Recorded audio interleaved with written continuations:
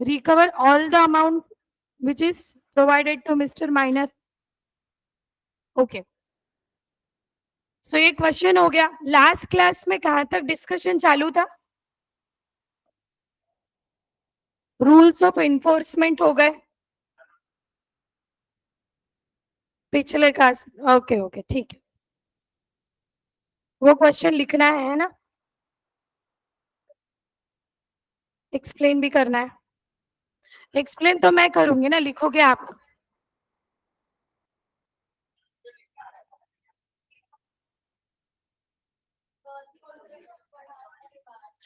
कौसी contract, कौसी contract के बारे में आपको क्या पता है?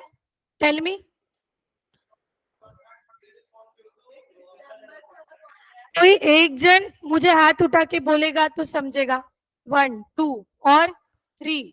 और किसको बोलना है कौसी कॉन्ट्रैक्ट के बारे में? कौसी कॉन्ट्रैक्ट के बारे में 4 5 और काउंट किया मैंने तुझे. हाँ बोलो सिया, क्या होता है कौसी कॉन्ट्रैक्ट? ओके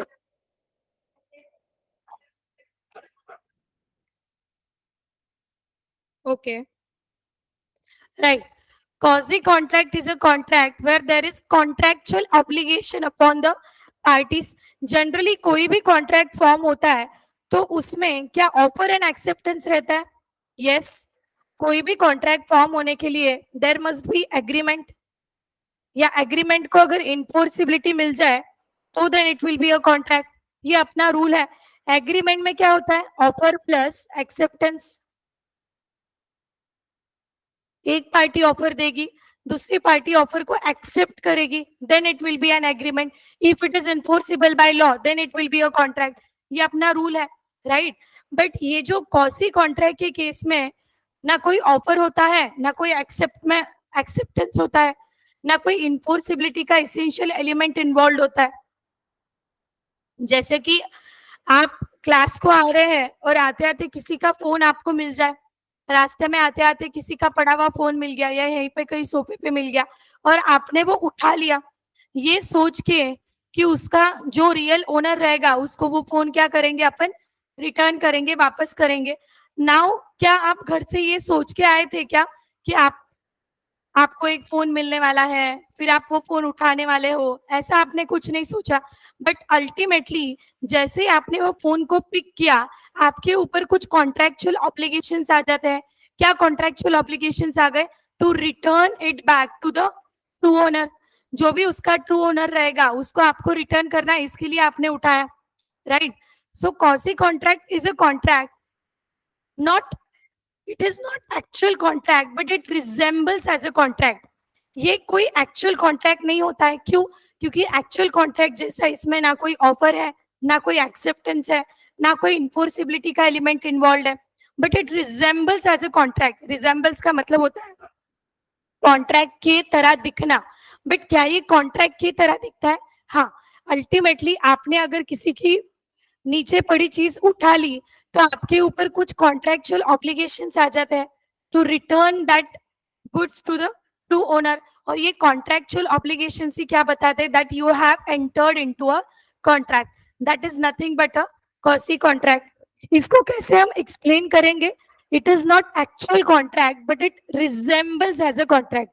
ये कोई एक्चुअल कॉन्ट्रैक्ट नहीं होता है जहाँ पे एग्रीमेंट हो, इन्फोर्सिबिलिटी हो, ऑफर हो, एक्सेप्टेंस हो. ये कोई एक्चुअल कॉन्ट्रैक्ट नहीं होता है. बट क्या एक्चुअल कॉन्ट्रैक्ट की तरह दिखता है? Yes. Due to what? Due to contractual obligation upon the parties. इसका एक, इसके लिए एक मैगजीन बनाया है उन लोगों ने, एक मैगजीन बनाया है. It is a constructive contract rest upon the magazine. No man must grow rich out of another person's loss. किसी की अल्टीमेटली अगर अपने को कोई चीज मिल गई तो अपन उससे कुछ बहुत रिच नहीं बनने वाले. अल्टीमेटली उनको ये बोलना है. तो ultimately what we will have to do, we will have to return the goods to the true owner. अभी आप होता है ऐसा, बहुत बार होता है, कोई शॉप पे गए, शॉपिंग वगैरह करने जाते हो, कुछ खरीदने जाते हो और खुद का वॉलेट रह गया, खुद का मोबाइल भूल गए या कीज भूल गए, फिर याद आता है, फिर वापस जाते हो। तो अल्टीमेटली अगर आपके कीज वहां पे रह गए, काउंटर पे रह गए हैं शॉप के, और वो शॉपकीपर ने क्या किया, कीज उठा के साइड में रख दिया कि जो भी आएगा, जिसने भी भूला है या जो भी भूल गया है कीज, वो आके उसका कीज क्या करेगा, वापस लेके जाएगा। तो अल्टीमेटली क्या ये कौसी कॉन्ट्रेक्चुअल ऑब्लिगेशन हो गया शॉपकीपर के ऊपर? यस। उसका क्या ड्यूटी है, उसका क्या ऑब्लिगेशन है? To return the keys to the true owner.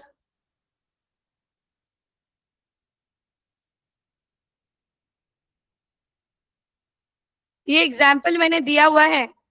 अभी अभी क्या होगा, एग्जाम्स के टाइम पे आप लेट नाइट पढ़ाई वगैरह करोगे, फिर आपको रात में भूख वगैरह लगेगी, तो ऑनलाइन कुछ ऑर्डर करोगे। जैसे इमेजिन, कार्तिक रात में पढ़ाई कर रहा था और पढ़ाई करते करते उसको बहुत जोरों की भूख लग गई, एकदम लेट नाइट हो गया था, तो उसने क्या किया, ऑनलाइन फूड ऑर्डर किया। लेट से ऑनलाइन उसने कॉफी बर्गर वगैरह ऑर्डर किया, बोले मस्त खाते खाते पढ़ाई करेंगे। अभी क्या हुआ, ये सोमेश और कार्तिक एक बिल्डिंग में रहते थे, दोनों एक बिल्डिंग में रहते थे और दोनों बाजू बाजू के घर में रहते थे, एक विंग में। अभी ये भी रात में पढ़ाई कर रहा था, दोनों के एग्जाम्स थे। ये कार्तिक ने ऑर्डर किया, कार्तिक ने बर्गर और कोल्ड कॉफी कोल्ड ड्रिंक्स कुछ ऑर्डर किया रहेगा। उसके बाद जो डिलीवरी बॉय है, गलती से इसके फ्लैट में देने के अलावा उसने क्या किया, डिलीवरी किसको दिया, सोमेश को दिया। जैसे ही लेट नाइट ये अकेला पढ़ाई कर रहा था, डोरबेल बजा, सोमेश सोच रहा है अरे बाप रे, इतने लेट में, इतने रात में कौन आया। फिर भी उसने दरवाजा खोल के देखा तो पार्सल था, कुछ तो फूड का पार्सल था, और उसको वैसे भी भूख लगी थी, तो उसने बिना, और वो पार्सल प्रीपेड था, तो इसका सोने पे सुहागा हो गया। बिना कुछ सोचे उसने क्या किया, वो डिलीवरी ले लिया, फूड का डिलीवरी ले लिया, and he had consume the food. Cold coffee पी लिया, कोल्ड ड्रिंक्स पी लिया, बर्गर खा लिया, so he had consume the food. और ये कार्तिक वेट कर रहा है, अरे मेरा पार्सल तो आना चाहिए 30 मिनट में, क्यों नहीं आया करके इसने डिलीवरी बॉय को फोन किया, और उसने बोला सर पार्सल तो 1 घंटे पहले ही दे दिया है, 45 मिनट्स हो गए, उसके पहले ही दे दिया, बोले पार्सल पता नहीं एक लड़के ने रिसीव किया। देन कार्तिक आस्ट कि आपने कौन से फ्लैट नंबर में डिलीवरी दिया है गुड्स का, सो उसने कन्वे किया डिलीवरी बॉय ने। Now Kartik went to his house, okay, और क्या सोमेश वो फूड का पैसा पे करने के लिए लाइबल है? अल्टीमेटली सोमेश के ऊपर कौन सी कॉन्ट्रेक्चुअल ऑब्लिगेशन अराइज हुए? जब भी डोरबेल बजा था, तो क्या सोमेश को पता था क्या कि कोई आने वाला है, मुझे फूड का डिलीवरी देके जाने वाला है? There was no pre decide contract between that Zomato वाला एंड सोमेश। ये इसकी एक्टिविटी की वजह से और इसके इम्प्लीकेशन की वजह से, एक्शन की वजह से क्या हो गया, इसके ऊपर कौसी कॉन्ट्रेक्चुअल ऑब्लिगेशंस आ गए। Now that person will liable to compensate it to the another person, either पैसा दो, फूड ऑर्डर करके दो, that will be a mutual agreement between the parties, जैसा भी हो। बट क्या यहाँ पे कोई प्री डिसाइडेड कॉन्ट्रैक्ट था? कोई ऑफर नहीं था, कोई एक्सेप्टेंस नहीं था, कोई इन्फोर्सिबिलिटी का एलिमेंट इन्वॉल्व नहीं था। बट क्या इसने कोई ऐसा एक्टिविटी किया जिसके वजह से इसको अभी कॉन्ट्रैक्ट में एंटर होना पड़ रहा है? Yes, so that will be nothing but quasi contract. ये देखो,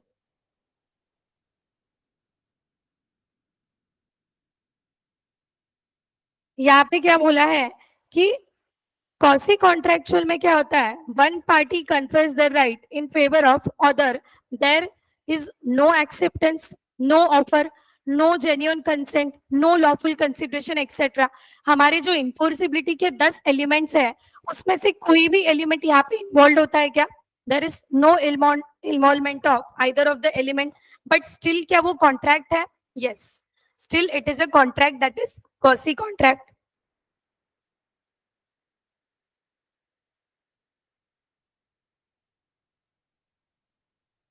Now there are certain features of quasi contract.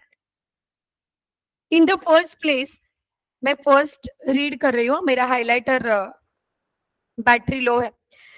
In the first place, such a right is always a right to money and generally, though not always, to liquidated sum of money. Generally यहाँ पे क्या बोला है कि दोनों parties में से either of the parties के ऊपर क्या आता है, कुछ ऑब्लिगेशंस आ जाते हैं, कुछ राइट आ जाते हैं. एंड ये राइट में क्या होता है, either to compensate the amount with the money और विद द गुड्स का जो भी सम है वो. Secondly, it does not arise from agreement of the parties. क्या म्यूचुअली एग्रीमेंट हुआ था पार्टीज के बीच में, अरे फोन मिलने वाला है, फिर मैं उसको फोन देने वाला हूँ, फिर हमारी दोस्ती होने वाली है, ऐसा कोई एग्रीमेंट नहीं था. ये it was just happened. There is no agreement between the parties. Thirdly, it is the right which is available not against all the world but against particular person. Right against person हम बोलते हैं इसको. जैसे कि अगर मुझे कोई particular चीज मिल जाए तो क्या मैं वो पर्टिकुलर पर्सन के अगेंस्ट राइट एक्सरसाइज करूंगी. जैसे आपको आपका आपके दोस्त का फोन मिल जाए तो आप आपके दोस्त को ही वो रिटर्न करोगे, ना ही किसी और को. और क्या अगर कोई कंपेंसेशन आपको मांगना है तो क्या वो दोस्त से ही मांगोगे. Yes, that is nothing but right against particular person. और एक होता है राइट अगेंस्ट होल वर्ल्ड, मैं आपको बताऊंगी आगे, एक डिफरेंस है उसमें. उसे राइट अगेंस्ट पर्सोनम बोला जाएगा. Yes, liquidated. अच्छा, लिक्विडेटेड का मतलब होता है कि अल्टीमेटली आपके पास, लेट से, अभी इसका पूरा मैं एक्सप्लेन करती हूँ. लेट से एक मोबाइल फोन आपको मिला है, मोबाइल फोन है 50,000 रुपीज का. ओके, और आपने वो ट्रू ओनर को फाइंड आउट करने के लिए, उसको मैं पूरा डिटेल में एक्सप्लेन करने वाली थी आगे. ट्रू ओनर को फाइंड आउट करने के लिए लेट से आपने उस पर 500 रुपए का खर्चा किया. फोन कितने का है, फोन है 50,000 रुपए का. आपको एक फोन मिल गया पड़ा हुआ, उसका कॉस्टिंग होगा अराउंड 50,000 रुपए. एक अजम्पशन. अभी आपने क्या किया, फोन को उठा लिया. फोन को उठाने के बाद अल्टीमेटली क्या हो गया, it is nothing but a quasi contract. क्यों, क्योंकि आपके ऊपर कॉन्ट्रैक्चुअल ऑब्लिगेशंस आ गए. क्या कॉन्ट्रैक्चुअल ऑब्लिगेशंस आ गए, to return back the phone. Phone को क्या करना है, रिटर्न बैक करना है. किसको करना है, return it to the true owner. उसका जो भी ट्रू ओनर रहेगा, आप क्या करोगे, थोड़ी देर फोन अपने पास रखोगे, किसी का कॉल आता है क्या देखोगे, this kind of things you will do. Now इसमें क्या आप कंपेंसेशन कंपेंसेशन वसूल करने के लिए लाइबल हो क्या, मुझे बताओ. Answer is no. Answer is no. See, अगर किसी का पड़ा मोबाइल आपने उठा लिया, ये सोच के कि मैं क्या करूंगा, इसको रिटर्न करूंगा, अल्टीमेटली इसके ऊपर आपने जो सर्विस प्रोवाइड किया है या आपने जो काम किया है उसके ऊपर कोई कंसिडरेशन नहीं होता. देर इज नो कंसिडरेशन और you cannot ask for it. और आपने क्या किया, लेट से मैंने ये फोन उठाया और ये फोन था यश का, मैंने ये फोन यश को वापस दे दिया और मैं वहीं पे खड़ी रही. He is saying thank you so much, मतलब अल्टीमेटली वो मुझे कटा रहा है, बाय बोल रहा है, तो मैंने उसका फोन वापस दे दिया. मैं क्या एक्सपेक्ट कर रही हूँ कि 50,000 का फोन है, 5,000 रुपए तो देना चाहिए ना as a consideration, 10%. So that, हाँ बोलूंगी, so that person is not liable to पे.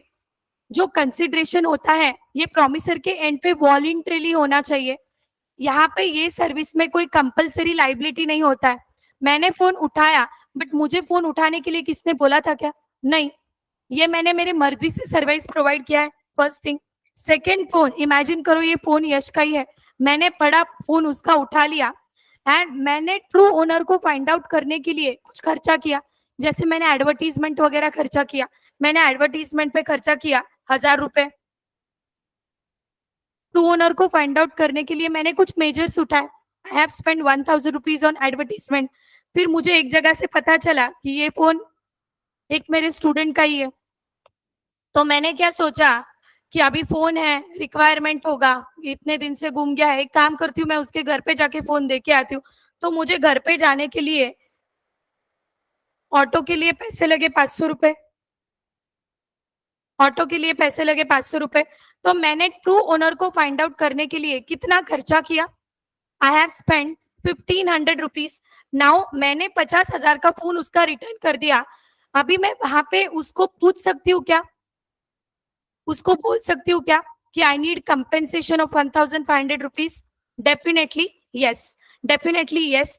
और एक केस बताती हूँ, जैसे ही फोन उठाया और मैंने ट्रू ओनर को फाइंड आउट करके फोन वापस कर दिया, वो केस में उसने अगर मुझे कुछ कंसिडरेशन नहीं दिया, तो can I sue that party? I can not sue that party. But अगर मैंने कोई मेजर लिया है ट्रू ओनर को फाइंड आउट करने के लिए और मुझे वो कंपेंसेशन नहीं मिल रहा है, तो can I sue that party?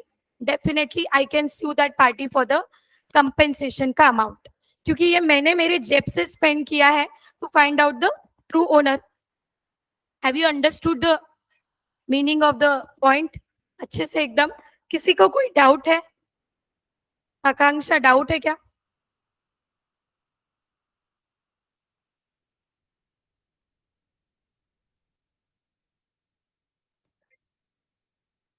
Hmm. Hmm. Hmm. Liquidated damage का मतलब ओरिजिनल लॉस नहीं होता है एक।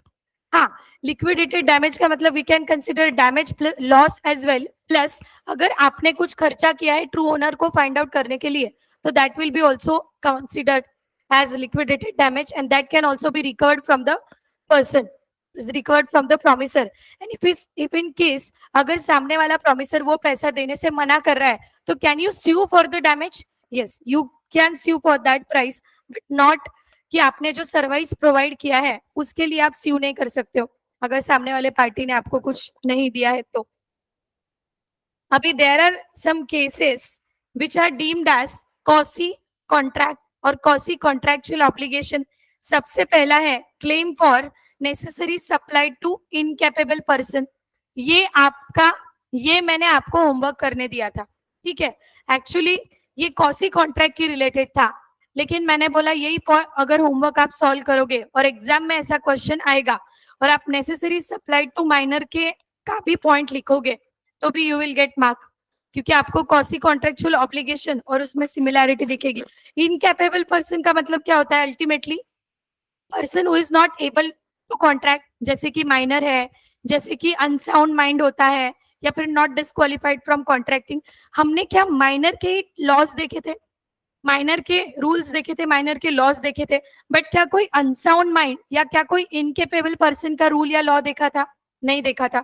सो जो माइनर के लिए अप्लाई एप्लीकेबल है ना, necessity supplied, in the same way अगर कोई अनसाउंड माइंड पर्सन है, मतलब person who is lunatic person है, कोई अनसाउंड माइंड है, या कोई मेडिकली जो मेडिकली जिसको कोई हार्म है, ऐसा कोई पर्सन है, उसको अगर आपने नेसेसरीज के लिए, मेडिकल एक्सपेंसेस के लिए, एजुकेशन के, एजुकेशन का खैर केस तो माइनर केस में आएगा, कोई मेडिकल एक्सपेंसेस के लिए अगर आपने हेल्प किया हो, तो can you recover the amount? Yes, you can recover the amount only up to extent of property of that person। ये अनसाउंड माइंड के केस में भी आएगा।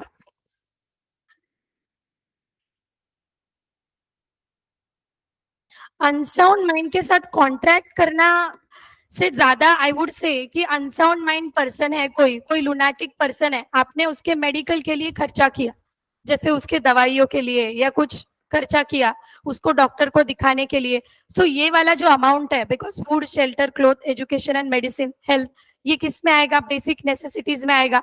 सो इन केस आपने उनको कपड़े प्रोवाइड किए हैं, आपने उनको दवाइयाँ प्रोवाइड किया है, खाना प्रोवाइड किया है, तो in that case can you recover? Yes, you have an option to recover only up to the extent of his property, है ना? If a person is incapable of entering into contract, incapable कौन होता है ये बहुत अच्छे से पता है ना? माइनर हो तो incapable, unsound mind हो तो incapable, any drunk person who is not in condition to take wise decision, that will also be considered as incapable person, unsound mind person, या फिर जो डिस्क्वालीफाई कर रखा है, स्पेसिफिकली कोर्ट ने डिस्क्वालीफाई कर रखा है कुछ लोगों की लिस्ट को, क्या वो भी इनकैपेबल हो जाएंगे? यस, वो भी इनकैपेबल हो जाएंगे। So if a person is incapable of entering into a contract or anyone whom is legally bound to support is supplied by another person by necessary suited to his condition of life, the person who has furnished such supplies is entitled to reimburse from the property of the incapable person। Incapable में minor का example तो आएगा ही, आपको exam में आने के full chances है, but कोई लुनाटिक भी होगा, अनसाउंड होगा, minor होगा, तो this will be considered as incapable, and if you provide for necessaries, you can definitely reimburse up to the extent of his property. कोई येड़ा है, कोई lunatic person है और आपने उसको 10,000 रुपया दिया उसके दवा के खर्चे के लिए, and he have property of 50,000 rupees. Tell me how much can you recover? 10,000 पूरा. Let's say उसके पास 5,000 का ही प्रॉपर्टी है, तो you can recover only up to 5,000. बोलो.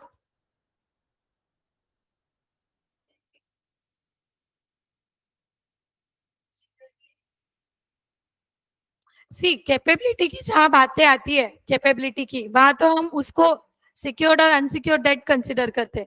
वहां तो up to extent of asset का कुछ सवाल ही नहीं आता. वहां पे इतने लॉज एप्लीकेबल नहीं है. जनरली क्या होता है, माइनर को हमने कुछ भी पैसा प्रोवाइड किया तो can we recover? We can not recover. But कुछ लिमिट ऐसा है जहां पे हमने अगर माइनर को पैसा किया तो वी कैन रिकवर. वो भी कौन से नेसेसिटीज के केस में? क्यों? क्योंकि वो इनकेपेबल है.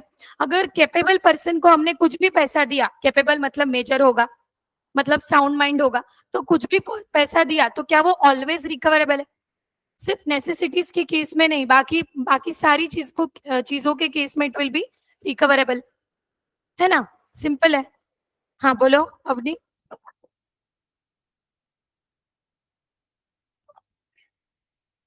हाँ,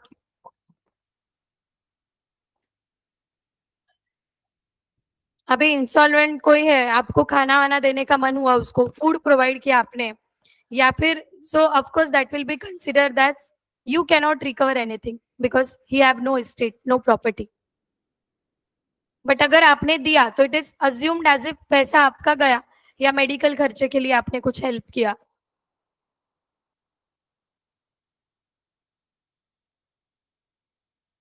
payment by an interested person, मतलब इंटरेस्टेड पर्सन क्या होता है? डोनेशन. खुद होके देना चाहता है वॉलेंट्रीली. ओके. इंटरेस्टेड पर्सन का मैं ऐसा बोल सकती हूँ क्या कि बेनिफिशियरी? तो होने वाले कॉन्ट्रैक्ट में अगर तीसरे को इंटरेस्ट है तो क्या उसे बेनिफिशियरी भी बोला जाएगा? है ना? उनके कॉन्ट्रैक्ट के होने या ना होने की वजह से वो थर्ड पर्सन अफेक्ट हो रहा है, that is also beneficiary, that is also interested person. Like trust वाला केस नहीं, कैसे? हाँ, correct. Hmm, exactly. Exactly. So interested person is nothing but beneficiary. दो लोगों के कॉन्ट्रैक्ट के बीच में अगर किसी तीसरे को फायदा या नुकसान होता होगा तो उसे इंटरेस्टेड पर्सन बोला जाएगा. A person who is interested in the payment of money which is another bound by law to pay, which another is bound by law to pay, and who therefore pays it is entitled to reimbursed by the other. कुछ नहीं है, बहुत simple है. तीन लोगों के बीच में हम जो हमेशा एग्जाम्पल लेते हैं, तीन लोगों के बीच में अगर ट्रांजैक्शन है, if I am suppose to pay some amount to somebody else, और मेरे बिहाफ पे किसी और ने पे कर दिया, राइट, मेरे बिहाफ पे किसी और ने पे कर दिया, तो क्या I am suppose to reimburse it to that person? Yes. That is nothing, that third person will be who? That person will be beneficiary और interested person.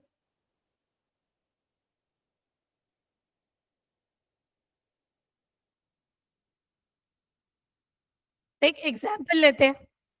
B holds land in Bengal on the lease granted by A. A कौन है? जमींदार है. जमीन किसकी है? Mister A की है. और बी ने क्या किया? लैंड लिया है. कैसे? लीज पे लिया है. लीज मतलब रेंट. ओके. लीज मतलब एक टाइप का रेंट एग्रीमेंट होता है जो कि लॉन्ग ड्यूरेशन के लिए लिया जाता है, that is lease. The revenue payable by A to the government being in arrear, his land is advertised for sale by the government. अभी ये जो जमींदार है, इसकी जो जमीन है वो सेल के लिए थी, गवर्नमेंट ने एडवर्टीजमेंट किया, थोड़ा बहुत गवर्नमेंट का प्रॉपर्टी होगा, Under the revenue law, consequences of sale will be the annulment of these lists, B to prevent the sale and consequent annulment of his own lease pays the government the sum due of A. मैंने एक example लिया था दो लड़कियों का कि एक building है, लेट्स से एक बिल्डिंग,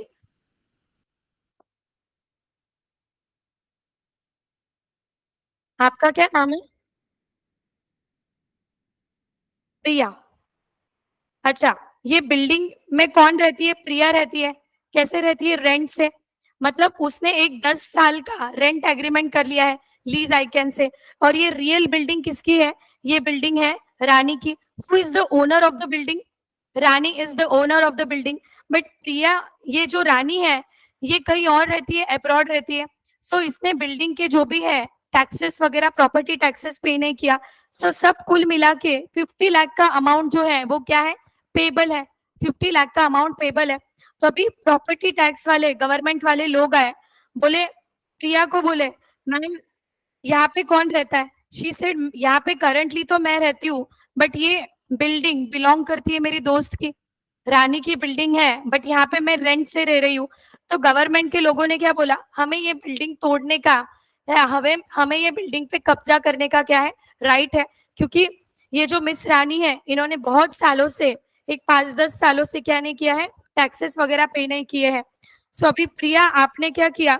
आपने सोचा अभी एकदम से अगर गवर्नमेंट के लोग यहाँ पे कब्जा कर लेंगे तो मैं रातों रात कहाँ शिफ्ट होंगी, कहाँ जाऊंगी? तो आपने एक सब्स्टिट्यूट ऑप्शन सोचा। क्या सब्सिट्यूट ऑप्शन सोचा? कि ये जो 50 लाख रुपए टैक्सेस की अमाउंट है, मैं काम करती हूँ, for the time being I will पे। तो 50 लाख रुपए टैक्स अमाउंट आपने क्या कर दिया? गवर्नमेंट को पे कर दिया। क्या अभी सारी वो बिल्डिंग टैक्स फ्री हो गई? हाँ। बट क्या वो 50,000 रुपी, 50 लाख रुपीज आपको रानी से रिम्बर्स करने के लिए करना पड़ेगा? Definitely you are liable to reimburse it from Rani, या फिर you are liable to compensate it to the Priya, right? But tell me, यहाँ पे इंटरेस्टेड पार्टी कौन हुई? Priya is the interested party. Priya interested party क्यों है? क्योंकि करंटली वो बिल्डिंग में कौन रह रहा है? प्रिया रह रही है। वो बिल्डिंग के जाने की वजह से, या गवर्नमेंट ने वो बिल्डिंग तोड़ दिया, कब्जा कुछ कर लिया, तो क्या उसका फायदा या नुकसान प्रिया को होने वाला है? तो वो कौन बन गई? बेनिफिशियरी। गवर्नमेंट के और रानी के कॉन्ट्रैक्ट में कौन बेनिफिशियरी बन गई? प्रिया बेनिफिशियरी बन गई। क्योंकि दोनों के बीच में जो कॉन्ट्रैक्ट होने वाला है, क्या उसका फायदा या उसका नुकसान ये इसको होने वाला है, प्रिया को? Yes. So she will be an interested person और she will be beneficiary, we can say अपने अच्छे वाले लैंग्वेज में। अगर इंटरेस्टेड पर्सन ने कुछ पेमेंट कर भी दिया for the time big in the contract, out of contractual obligation, तो क्या रानी के ऊपर कौसी कॉन्ट्रेक्चुअल ऑब्लिगेशन आ जाएंगे? अभी रानी को कुछ आइडिया नहीं है, ना कोई ऑफर है, ना कोई एक्सेप्टेंस है, ना ही कोई इंटरेस्टेड पर्सन को आइडिया था कि ऐसा होने वाला है। बट क्या आपने आउट ऑफ इम्प्लीकेशन और आउट ऑफ जो भी सिचुएशन है पेमेंट किया? हाँ। तो अल्टीमेटली क्या आपको रिम्बर्स करना पड़ेगा? करना पड़ेगा। That is nothing but payment by an interested person. अगर इंटरेस्टेड पर्सन ने, बेनिफिशियरी ने कॉन्ट्रैक्ट में पेमेंट कर दिया है, तो दूसरे वाले जो प्रोमिसर है, क्या उसके ऊपर कोई कौसी कॉन्ट्रेक्चुअल ऑब्लिगेशन अराइज होता है? यस। क्या कौसी कॉन्ट्रेक्चुअल ऑब्लिगेशन है? To return the amount, to return the money to the concern person. If don't return the money then she can sue Rani. 50 lakh रुपए का प्रूफ तो होगा, गवर्नमेंट को दिया है। अगर पैसा रिटर्न नहीं किया तो definitely she can sue. Quasi contractual obligations कहाँ कहाँ आ जाते हैं? अगर आपने कोई इनकेपेबल पर्सन को नेसेसिटीज के लिए पैसा प्रोवाइड किया है, तो क्या वो इनकेपेबल पर्सन आपको रीपे करने के लिए लाइबल है? हाँ। कितना? Only up to extent of his property. जितना भी हो फिर आपको उतने में एडजस्ट करना पड़ेगा, राइट? दूसरा कौसी कॉन्ट्रेक्चुअल ऑब्लिगेशन किस पे आता है? Payment by an interested person. अगर किसी इंटरेस्टेड पर्सन ने पेमेंट कर दिया है, तो आपके ऊपर, मतलब क्या, प्रॉमिसर के ऊपर क्या आ जाता है? कौसी कॉन्ट्रेक्चुअल ऑब्लिगेशन आता है। ऑब्लिगेशन का मतलब होता है ड्यूटी। क्या आ जाता है? ऑब्लिगेशन, कि सामने वाले पर्सन को क्या करे? रिटर्न बैक करे, रिम्बर्स करे, कंपेंसेट करे। Obligation of a person enjoying benefit of non-gratuitous act.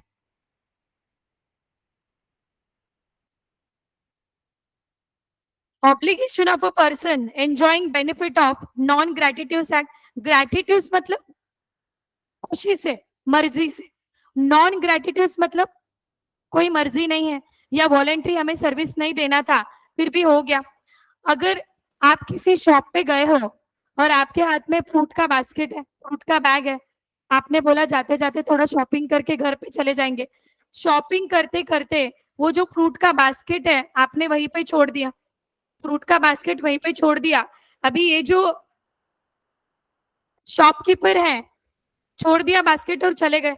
Shopkeeper ने वो बास्केट देखा, बोले किसका है क्या पता, उसने वो फ्रूट का बास्केट उठा के साइड में रख दिया, और उसका जो छोटा बेटा है ऐसे खेलते खेलते आके उसने सारे फ्रूट्स खा लिए. नाउ आपका जो एक्ट था, क्या आपने उसको मर्जी से दिया था फ्रूट का बास्केट? नहीं, it was non gratuitous act, we can say, है ना. It was non gratuitous act. तो अल्टीमेटली क्या उसने नॉन ग्रेटिट्यूस एक्टिविटी का बेनिफिट एंजॉय किया है, मजा उठाया है, फ्रूट्स का मजा उठाया, आइदर उसने या उसके बेटे ने. So guardian will be liable.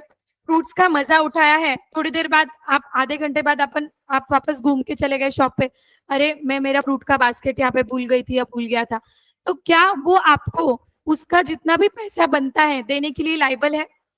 It is his obligation. तो ये क्या हो गया? कॉसी कॉन्ट्रेक्चुअल ऑब्लिगेशन हो गया. अगर आपके नॉन ग्रेटिट्यूस एक्टिविटी की वजह से सामने वाले ने कोई बेनिफिट एंजॉय किया है, या आपके नॉन ग्रेटिट्यूस एक्टिविटी के सामने वाले ने मजे उठाए हैं, तो वो केस में it is his obligation to repay it back, right. But अभी क्या है कि ये पैसा रीपे करने के लिए या ये पैसा रिम्बर्स करवाने के लिए जो पर्सन है, मतलब जो प्लांटिफ है, अभी प्लांटिफ कौन हुआ? प्लांटिफ मतलब दुखी आत्मा. फ्रूट का बास्केट आपका चोरी हुआ तो आप प्लांटिफ हुए. प्लांटिफ को कुछ चीजें प्रूव करनी होती है. क्या प्रूव करना होता है? Number one, that he had done the act और had delivered the thing lawfully. Lawfully मतलब मैं बाय मिस्टेक यहाँ पे भूल गई थी, या फिर इसमें जो भी चीजें है वो लीगल है, this kind of proof should be there. दूसरा क्या प्रूफ करना पड़ेगा? कि ये जो आपने फ्रूट बास्केट रख दी है, ये कोई ग्रेटिट्यूस एक्ट नहीं था, इट वाज नॉन ग्रेटिट्यूस, गलती से हो गया है, आपका कोई इंटेंशन नहीं था उनको गिफ्ट करने का. And third, you need to prove that other person have enjoyed the benefit. मतलब क्या है, वो फ्रूट्स अगर कम हो गए रहेंगे या पूरे खा लिए रहेंगे, तो अल्टीमेटली अदर पर्सन ने क्या किया है, उसका मजा उठाया है, बेनिफिट को एंजॉय किया है.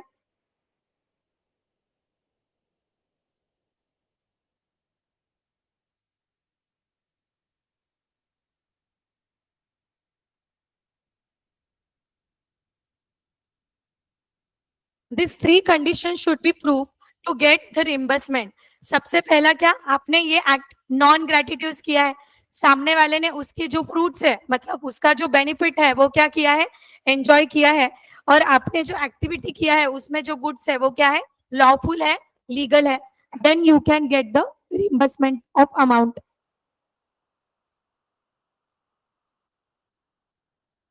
वो कल एक न्यूज आया था, किसने देखा, पुणे में एक बहुत बड़ा एक्सीडेंट हो गया.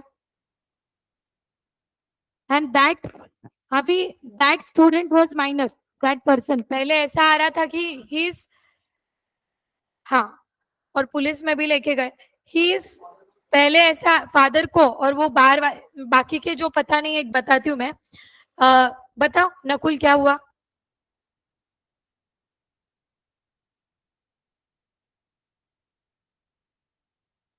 अग्रवाल. सो ये जो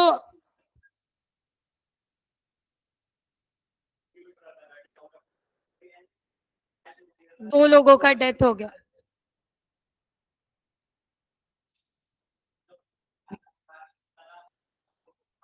पुलिस के पास ले गए.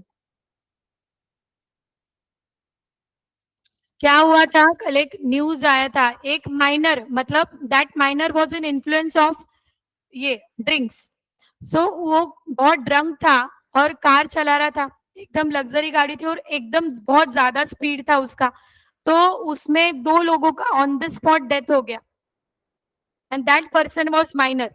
तो बाद में लोगों ने उसको बहुत मारा, पुलिस के पास लेके गए, एंड उसके फादर पे भी, मतलब गार्डियन, उसके फादर और जो बार वाला है जहां पे जाके उसने ड्रिंक्स कंज्यूम किया, तो वहां पे उसको भी पकड़ के लेके गए.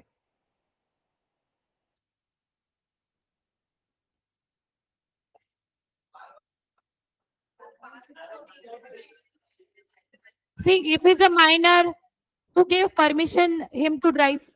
और उसको इतनी कार, अभी सी वो माइनर है, इनकेपेबल है, उसको उठाओ साक्षी, माइनर है, इनकेपेबल है, और उसको इतनी महंगी गाड़ी, लग्जरी कार दी किसने? That is question of fact. अभी ये केस कैसा अपन मूव होता है, इस पे डिस्कस करेंगे ना. मैं कल यही सोच रही थी. बोलो.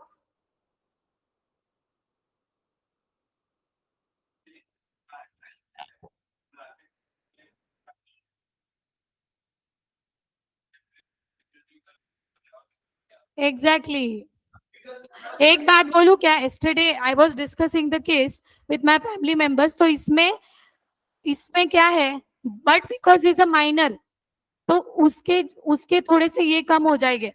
वो माइनर होने की वजह से उसके फेवर में बहुत चीजें हैं. दो लोग, यस यस यस, उस उसके वजह से दो लोगों का ऑन द स्पॉट डेथ हो गया है. But because that he is punishable, no doubt with that, but because is minor, उसको थोड़े रिलैक्सेशन मिलेंगे.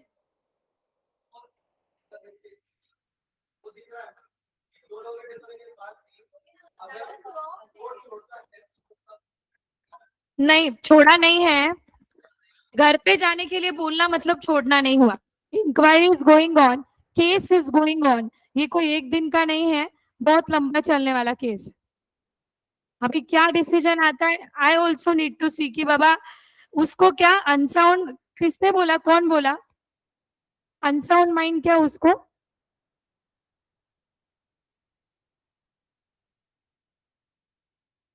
ये क्यों किया होगा पता है? Declare that person as if he is unsound mind, क्योंकि उसको कुछ रिलैक्सेशन मिले. एनीवेज वो माइनर है, वो ड्रंक है, यहाँ पे आधा तो ये हो जाता है. Minor person is not capable of contracting. फिर उसमें उसके गार्डियन का आएगा, गाड़ी दी क्यों इसको चलाने के लिए? और दूसरा, उसके हाथ से अगर एक्सीडेंट हो भी गया है तो is not in his senses.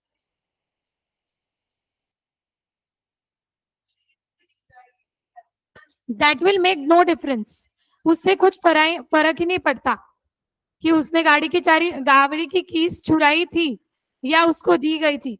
That will make no sense, no difference in his punishment.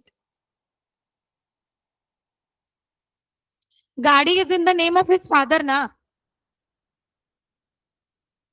ऐसा नहीं रहता है, ऐसा वो गया जमाना, मतलब जिसके नाम पे गाड़ी है वो उसको जेल में डालेंगे ओनली बिकॉज ऐसा.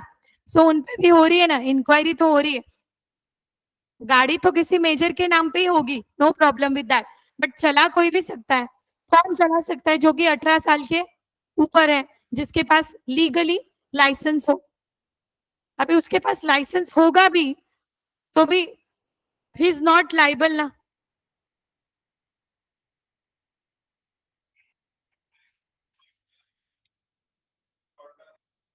सिविल सिविल टॉर्ट का केस नहीं होगा. इस पे सिविल टॉर्ट का इतना कुछ संबंध नहीं है. अभी इसमें बहुत सारी चीजें चल रही है. उसको मतलब टेम्पररीली तो ऐसे छोड़ दिया है, बट उसके इंक्वायरी चालू है, उसके ऊपर चार्जेस लग गए बहुत सारे. ड्रिंक एंड ड्राइव वाला भी, माइनर वाला भी, फादर पे भी लग गए चार्जेस, बाहर वाले पे भी लग गए.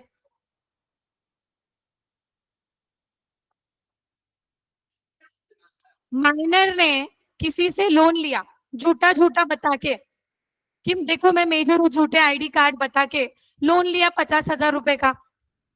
But minor is liable to repay the loan. Either minor ने झूठा डॉक्यूमेंट बता के लिया, या फिर सामने वाले ने वो माइनर है करके ट्रस्ट करके लोन दिया. In both the cases minor is not liable to repay the loan. Ultimately he is minor. अगर कोर्ट में केस गया भी, लोन का बोल रही हूं मैं, कोर्ट में केस गया भी, तो क्या बोलेंगे? लॉ विल से और लॉ मेकर्स विल से कि वो माइनर है, उसने ऐसा डिस्प्ले किया, बट आपने लोन क्यों दिया? आपने कोई क्रॉस वेरिफिकेशन नहीं किया क्या? ये केस में भी ऐसा बोलेंगे। और दूसरी केस, उसने, वो माइनर है, उसने बोला कि sir I am minor but I will repay the loan when I will be major. फिर आपने लोन दिया और उसने रीपे नहीं किया और कोर्ट में चला गया, फिर भी कोर्ट वाले आपको ही बोलेंगे माइनर के साथ contract is void ab initio, आपने लोन दिया ही कैसे? दोनों केस में मेजर फंसेगा। हाँ, हाँ, हाँ, यस। क्रिमिनल कोर्ट में जुवेनाइल डालेंगे ना, क्यों नहीं डालेंगे? मर्डर का केस है, अल्टीमेटली दो लोग मरे हैं ना। और कर सकती है, ऑब्वियसली करेगी, डेफिनेटली करेगी, मतलब that person will be punishable, his guardian will be punishable, plus they will have to compensate,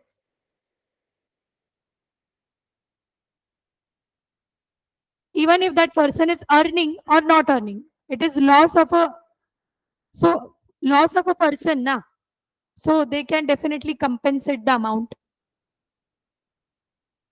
और वो बहुत बड़े बिजनेसमैन का बेटा है। सो अभी ये केस में कैसा होता है देखना पड़ेगा, अपन डिस्कस करते रहेंगे, मैं आपको बोलती रहूंगी।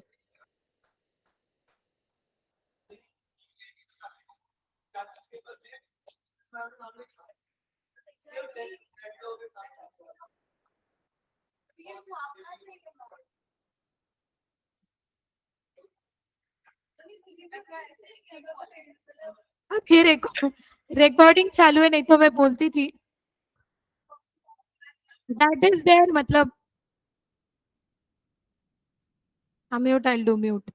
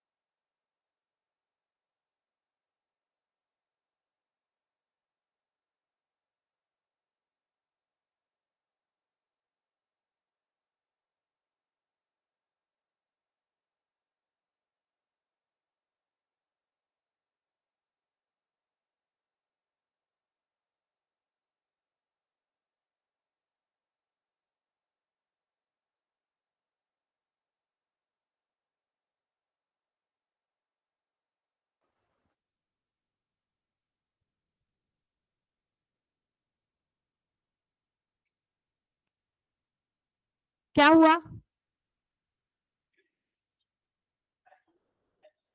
जाएगा, जाएगा, जाएगा।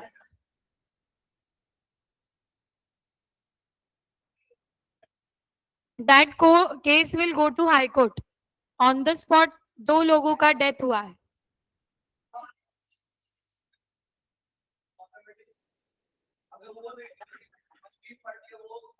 वो तो अपील करेंगे ही ना। जिसके फैमिली मेंबर्स का डेथ हुआ है, 2।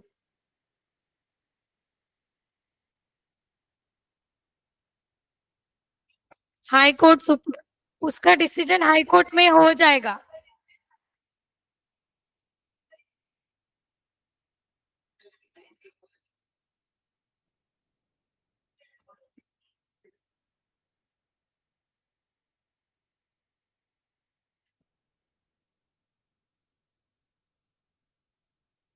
Next is responsibility of finder of goods. Finder of goods मतलब जिसको गुड्स मिला है, जैसे फोन, जैसे वॉलेट, पैसे वगैरह वगैरह। सो अगर आपने वो गुड्स उठा लिया तो आपके ऊपर कॉन्ट्रेक्चुअल ऑब्लिगेशन आएगा, that is quasi contract. So आपका क्या रिस्पॉन्सिबिलिटी है? To take proper care of the goods as a man of ordinary prudence. As a man of ordinary prudence मतलब होता है एक सद्बुद्धि का आदमी या एक सद्बुद्धि की औरत। जैसे अभी मेरे को किसी का फोन मिला और मैंने उठा लिया, मैंने ये सोच के उठाया कि बाबा मैं रिटर्न करूंगी ट्रू ओनर को। अभी फोन तो मेरा है नहीं, मैं चलते चलते से कैच कैच खेल रही हूँ फोन के साथ, ऐसे किसी को भी फेंक के दे रही हूँ, अरे देख I got a phone. So is that it is a case of ordinary prudence only because वो चीज मेरी नहीं है, तो क्या मैंने उसको ऐसा वापरना चाहिए? Not at all. सो अगर मैंने किसी का, I am finder of the goods, I should take proper care of the goods as a man of ordinary prudence. जैसे कि आपके दोस्त ने वगैरह कभी आपको कुछ का ड्रेस वगैरह दिया है पहनने के लिए थोड़े टाइम तक, ऐसा कुछ रहता है ना, फ्रेंड ने आपको कोई ड्रेस दे दिया पहनने के लिए, अपना ड्रेस नहीं है इसके लिए आप कैसे भी यूज कर रहे हो उसको। So that should not be the case. होता है कैसे लोगों की चीजें थोड़ा ज्यादा इस्तेमाल करते हैं हम लोग। हाँ, no right to appropriate the goods. Appropriation का मतलब होता है कि मैं इसको लोन पे नहीं दे सकती हूँ। जैसे कि मैंने मैं I am finder of the goods, I will take the example of phone. I got phone, मैंने उठा लिया ना, इसके लिए मैं फाइंडर बन गई। सो फोन उठाने के बाद सोचा कि I will give it back to true owner. अभी बोला ट्रू ओनर को तो दे ही देंगे 2-4 दिन, और फोन को लॉक वगैरह नहीं था, 2-4 दिन में ट्रू ओनर को फाइंड आउट करके दे ही देंगे। उतने में मेरे एक रिलेटिव का फोन टूट गया, उनको फोन की जरूरत पड़ी। मैंने बोला जब तक आप फोन खरीदते हो 2-4 दिन में एक काम करो, मेरे पास एक एक्स्ट्रा फोन पड़ा है, वो वापर लो, वो यूज कर लेना, और पर डे में आपसे 1,000 रुपया रेंट लूंगी वो फोन का। तो 4 दिन के 4,000 रुपए हुए। तो मैंने सोचा 4 दिन बाद दे देंगे ट्रू ओनर को, तब तक 4,000 की कमाई हो जाएगी, क्योंकि ट्रू ओनर कुछ देगा या नहीं देगा उसका क्या भरोसा। तो अल्टीमेटली मैंने क्या किया? अप्रोप्रिएट किया। अप्रोप्रिएट करना मतलब यू कैन से गिरवी रखना, गिरवी रखना, हिपोथिकेट करना, है ना। अप्रोप्रिएट किया, क्या मैं कर सकती हूँ? Finder of goods should take proper care of the goods as a man of ordinary prudence, और एज इफ गुड्स किसको बिलोंग करते हैं? उसको खुद को बिलोंग करते हैं। Secondly, can the finder of good appropriate the goods? नहीं, अप्रोप्रिएट नहीं कर सकता है, गिरवी नहीं रख सकता है। क्या रीसेल कर पाएगा? सवाल ही नहीं आता। Cannot resell, cannot appropriate. Then finder of goods to restore the goods if the owner is found. Of course, उसने अगर गुड्स उठाए हैं तो ओनर को वापस देने के लिए उठाया होगा, उसको क्या रिस्टोर बैक करना पड़ेगा? क्या रिस्टोर बैक करना पड़ेगा? These are the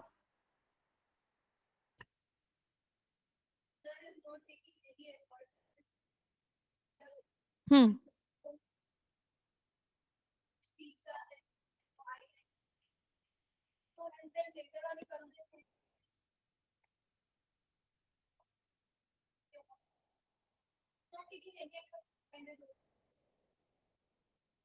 okay. So अगर कोई आपको कोई ऐसे गुड्स मिले हैं जो कि पेरिशेबल है, ओके, जो कि पेरिशेबल है और आपने वो कंज्यूम कर लिया, तो still you will have to pay to the concerned person.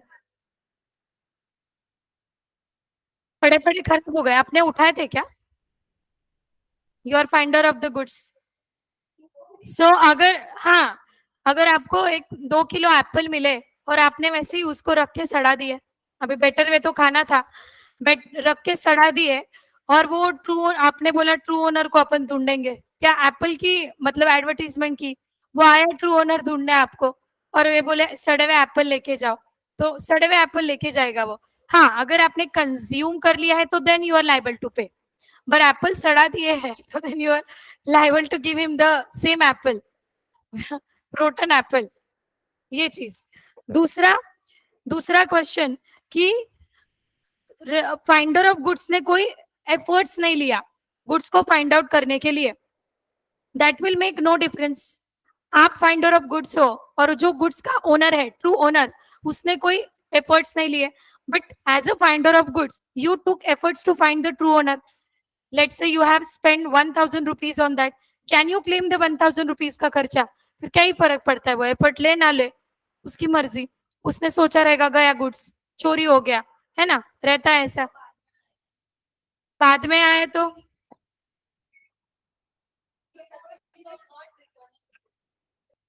ऐसा थोड़ी, आप रिटर्न कर रहे हो ना, it is the responsibility of finder of good to restore the goods to the back to true owner.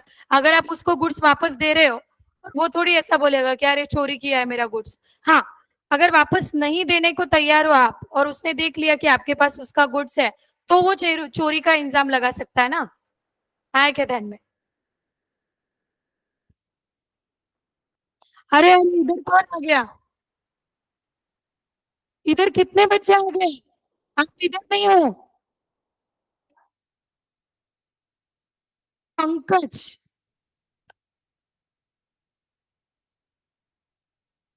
मैंने मेरा ही लिंक ज्वाइन किया है।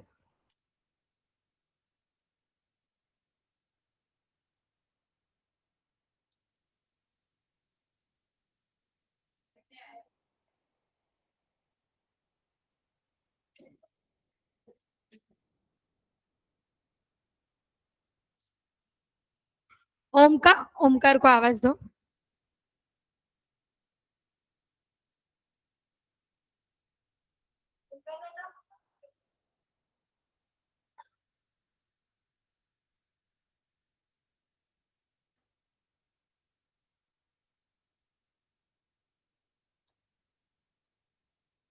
क्योंकि हे एक मला माझ्या ह्याच्यामध्ये दुसरे स्टुडंट्स ऍड झालेत, 8:30 वाजताचं जे होतं ना, हे जून 25 पाहिजे, ह्याला रिनेम करावं लागेल। आणि आता माझ्या बॅच मध्ये जे ज्यांचं 9 वाजता होतं ना गेस्ट लेक्चर, ते ऍड झालेत।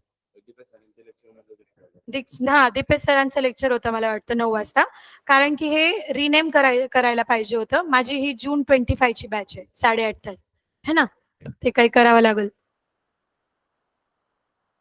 हा,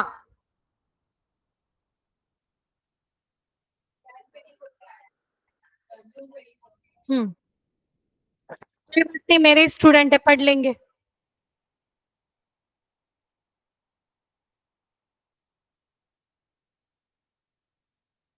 प्रेरणा सुयांश छोड़ के, Anuja is also my student I guess.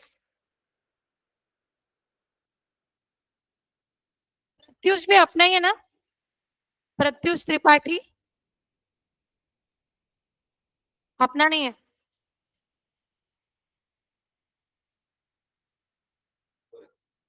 काय करू आता? मी इथंच कंटिन्यू ना, चालू आहे चालू आहे।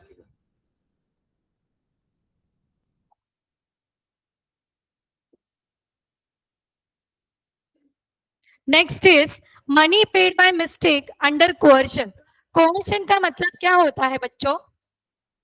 कोअर्शन मतलब किसी को फिजिकली अब्यूज करना या अब्यूज करने की धमकी देना, चाहे वो पर्सन को या वो पर्सन की प्रॉपर्टी को।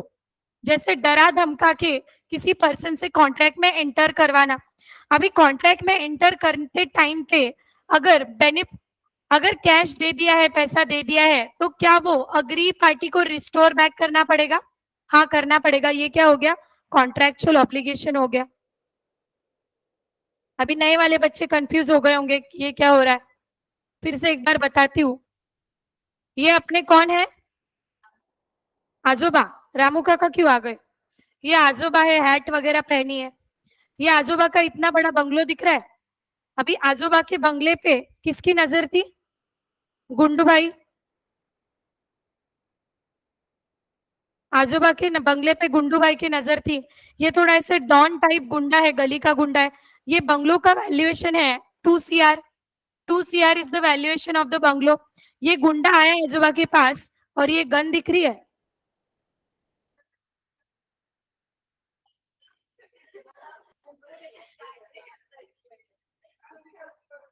22 CR है। तो 22 CR तो अभी ठीक है ना। तो क्या है, गुंडू भाई ने ये गन दिख रही है, ये इसकी अलग गन है। ये गुंडू भाई ने गन,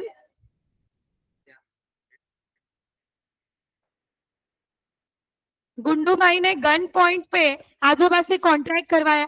बोले तूने मेरा ये जो घर है ना 22 करोड़ का, अगर मुझे 22 लाख में नहीं बेचा तो देख तेरी खोपड़ी को दिस काइंड ऑफ धमकी। तो ये गुंडू भाई ने आजोबा को धमकी दिया गन पॉइंट पे। आजोबा अपने बेचारे थर थर कांपते डर के मारे कॉन्ट्रैक्ट में एंटर कर लिया। कॉन्ट्रैक्ट में एंटर कर लिया। गुंडू भाई बहुत स्मार्ट था। 22 लाख का बैग पहले ही 22 लाख कैश लेके आया था। ये प्रॉपर्टी के पेपर्स पे क्या आजोबा ने साइन कर दिया? हाँ चल ले ले। बोल रहे जान बची तो लाखों पाए। तो ये 22 लाख रुपए आजोबा को क्या मिले? और घर किसके नाम पे हुआ? गुंडू भाई के नाम पे। अभी आजोबा बाद में जैसे ही गुंडा चला गया, बोले 2 दिन में घर खाली करो। जैसे ही गुंडा चला गया, आजोबा ने सोचा इतनी मेरी खून पसीने मेहनत की कमाई मैं जस्ट ये गली के गुंडे के नाम पे क्यों कर दूं? वो भी 22 करोड़ का प्रॉपर्टी बस 22 लाख रुपए में। तो आजोबा वेंट टू पुलिस, कोर्ट में चले गए, पुलिस के पास चले गए। और आजोबा ने क्या बोला कि सर मेरे साथ ऐसा ऐसा हुआ है।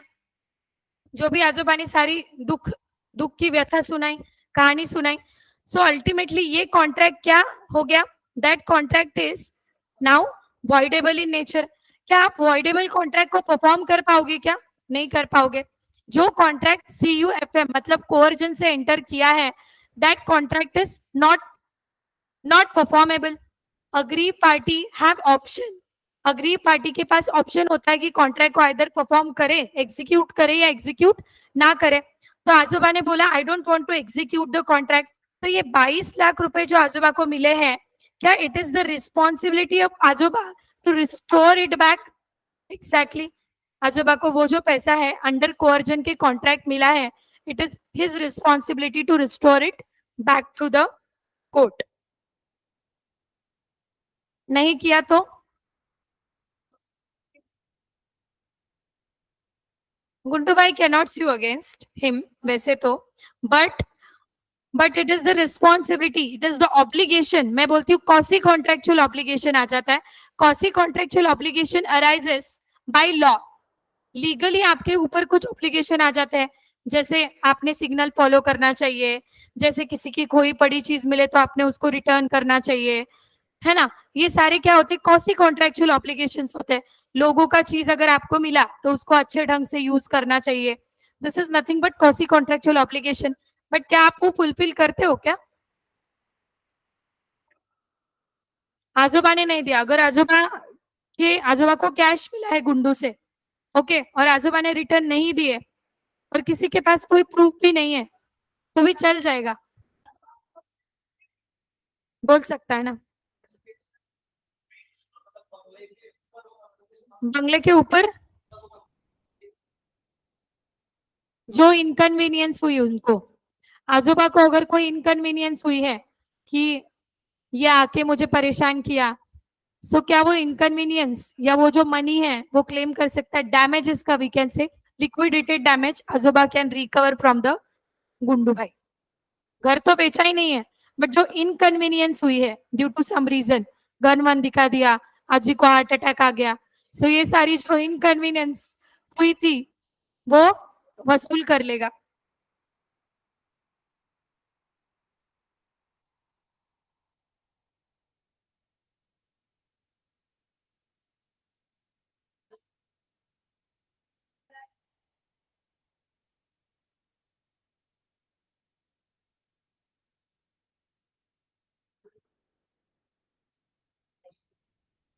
कॉसी कॉन्ट्रैक्ट और नॉर्मल कॉन्ट्रैक्ट में क्या फर्क है? नॉर्मल कॉन्ट्रैक्ट में क्या इन्फोर्सिबिलिटी के सारे एलिमेंट्स इन्वॉल्व है? इन्फोर्सिबिलिटी के कितने एलिमेंट्स है? 10 एलिमेंट्स। क्या कॉसी कॉन्ट्रैक्ट में ऐसा कुछ होता है? नहीं, कॉसी कॉन्ट्रैक्ट में ऐसा कुछ भी नहीं होता है।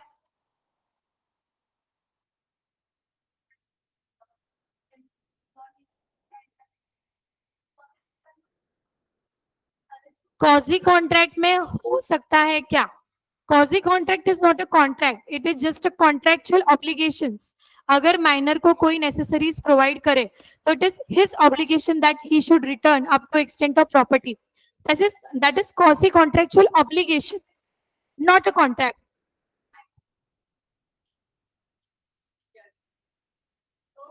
अच्छा,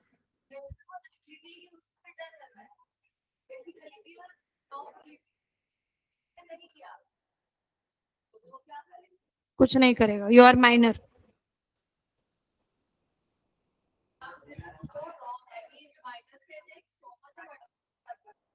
Yes, under law it is. Because it is considered as if they are immature or incapable of contracting. अभी होगा थोड़ा लॉ चेंज। क्या लगता है तुमको, माइनर का क्या एज लिमिट कम करना चाहिए क्या? 15, 14? Because they have lot of benefit. अभी अवनी का एक क्वेश्चन था, मतलब जेन्युइन लगा मुझे, कि बाबा जो फाइंडर ऑफ गुड्स है वो खुद ही माइनर रहा तो क्या वो रिटर्न करने के लिए लाइबल होगा? Question of fact, answer is no, not liable to return.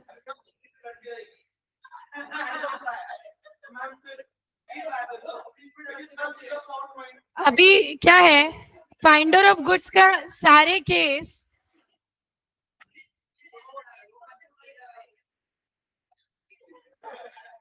क्या बोले उन्नति?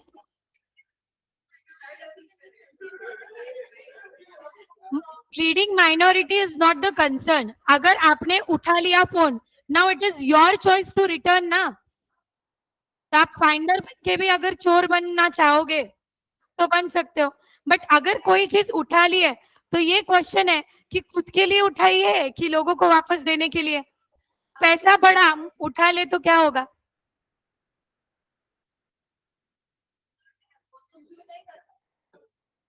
सामने वाले ने देख लिया वो उठाते वक्त और वो देने को तैयार नहीं है वापस, तो वो बोलेगा ना, फिर तब तो वो स्यू करेगा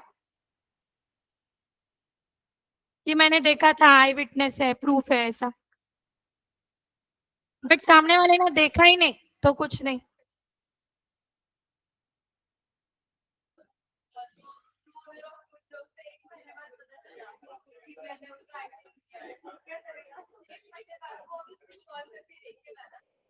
एक महीने बाद पता चला कि वो he will take, see he will take actions ना to take back the goods. But then can you're held responsible by court? No, you're not held responsible by court because you as a minor picked up the phone and you as a minor got entered into contract with anybody. 500 की पड़ी note मिल जाए तो क्या करोगे? What will you do? Party करोगे? पैसा तो क्या करेगा? यश क्या करेगा 500 रुपए मिले तो?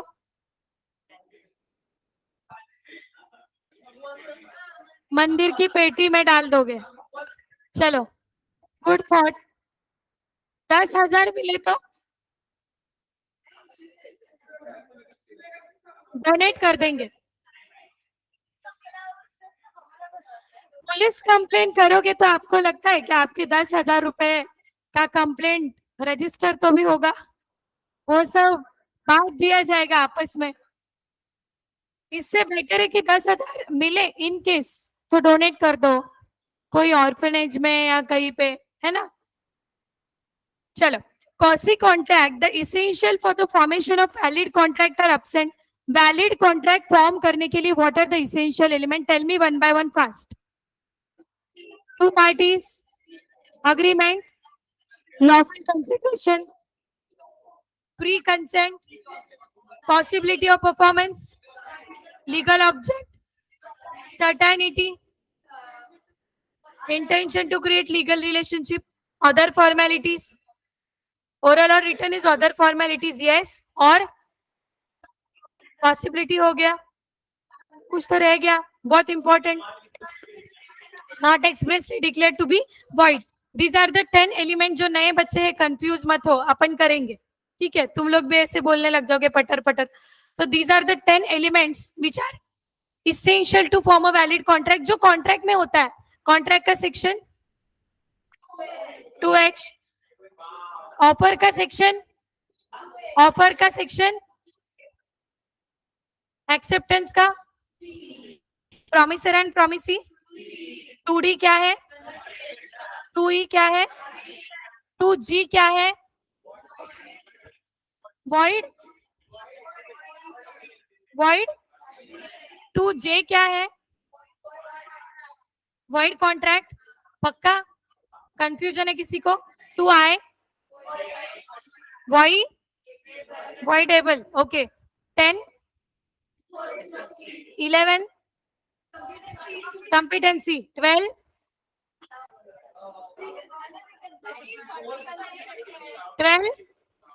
साउंड माइंड है, कोऑर्डिनेशन तो 12 है ही नहीं, साउंड माइंड है। 13 consideration, consent, 14 free consent, 13 14 consent free consent, 15 16 17 18 19 effects, effects of CUFM बोल सकते, 20 मिस्टेक। पक्का?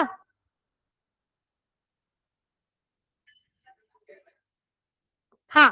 सो ऑब्लिगेशन, कॉसी कॉन्ट्रैक्ट में obligation are imposed by law, legal obligation आ जाते हैं।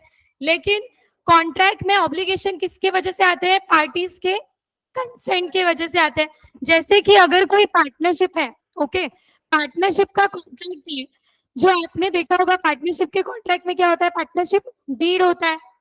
पार्टनरशिप डीड में क्या होता है? PSR लिखा होता है, कमीशन का परसेंटेज, सैलरी होगा तो यस तो कितना, नो तो कितना, है ना? तो ये जो सारे रूल्स है, ये क्या पार्टीज आपस में डिसाइड करती है? यस, कॉन्ट्रैक्ट के केसेस में, कॉन्ट्रैक्ट के केस में। बट क्या पॉसी कॉन्ट्रैक्ट में obligations are imposed by law? Law बोलता है ऐसा करना चाहिए या ऐसा करना वाइज है, that is nothing but quasi contract. चलो लिखे,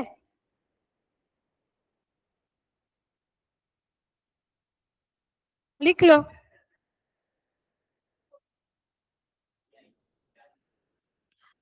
किसने लास्ट डिफरेंस नहीं लिखा? लिखा हुआ है,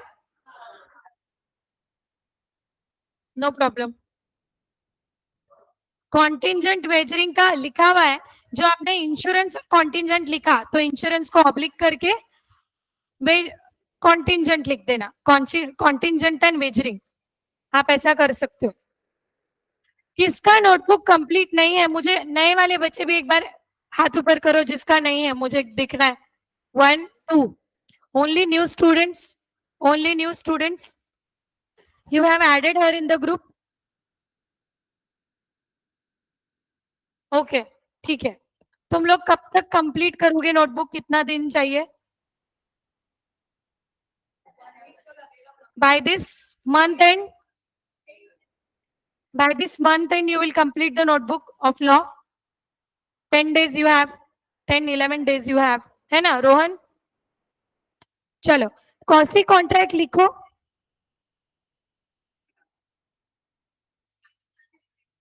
यूनिट का नाम नहीं, नया यूनिट नहीं है ये, ओल्ड यूनिट ही चल रहा है।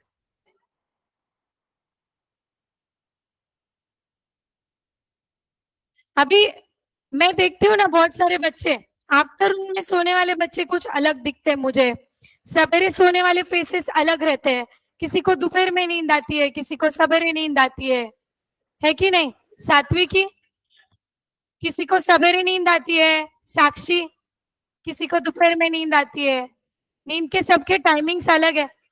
मैं ऐसे रात में लेक्चर रखूं क्या? रात में ऐसे नौ, क्योंकि रात का वही टाइम होता है जब आप एकदम ऐसे जागे फ्रेश रहते हो.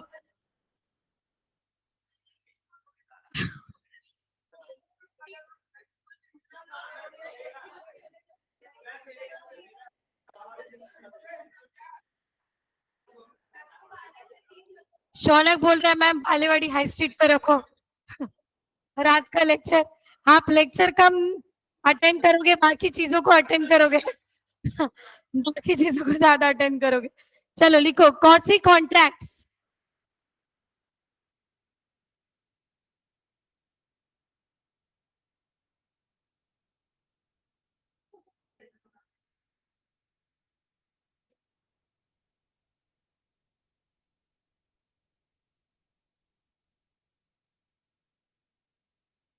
एक minute.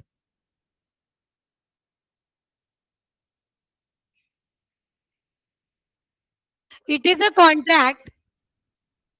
It is not actual contract. Quasi contract के आगे लिखो it is not actual contract but Anuja आज ऑनलाइन क्यों है? कॉसी कॉन्ट्रैक्ट के आगे लिखो it is not actual contract but it resembles as a contract. But it resembles as a contract. उसके आगे लिखो law implies a promise. Law implies a promise. Imposing. Law implies a promise. Okay. Okay Anuja, no problem. Online में भी अच्छे से ध्यान दिया करो तुम लोग. सुयांश, प्रेरणा, अनुजा, कोई भी डाउट हो तो इधर चैट बॉक्स हमेशा ओपन रहता है, ठीक है? या फिर आपका माइक ऑन करके भी आप बोल सकते हो. और मैं ना सुनो तो चैट बॉक्स. हाँ. सो लिखा, क्या लिखा? Law implies a promise imposing obligation on one party and conferring right in favour of another. अच्छा, मुझे लगा लिख रहे हो obligation on one party, imposing obligation on one party and अभी आप बोलते हो मैम, जब आप बोलते हो तब हम फास्ट लिखते हैं, तो मैंने डिक्टेट करना चालू कर दिया. लिख लिया ना? क्या बात है. And in and right in favour of other, right in favour of other party, right in favour of other party. Where there is no offer, no acceptance, no consent. Where there is no offer, ऊपर देखो ही मत, नीचे लिखते जाओ, मैं dictate कर रही हूँ. Where there is no offer, no acceptance, no consent, no lawful consideration, etc. No offer, no acceptance, no consent, no lawful consideration, etc. अभी देखो नो एक बार लिख के बाकी अगर करना है तो करो. No free consent, no consideration, etc. In fact, there is no agreement and no promise. लिखो, in fact, there is no agreement and no promise.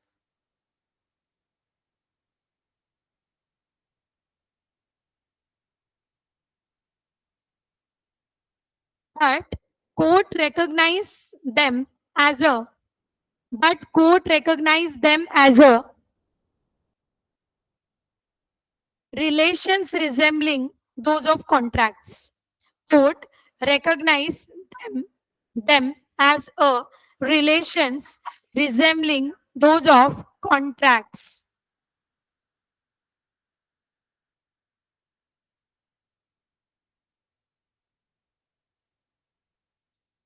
Resembling those of contracts.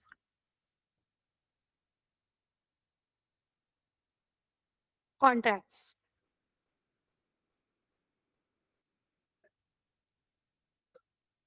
और एक लाइन लिखना है.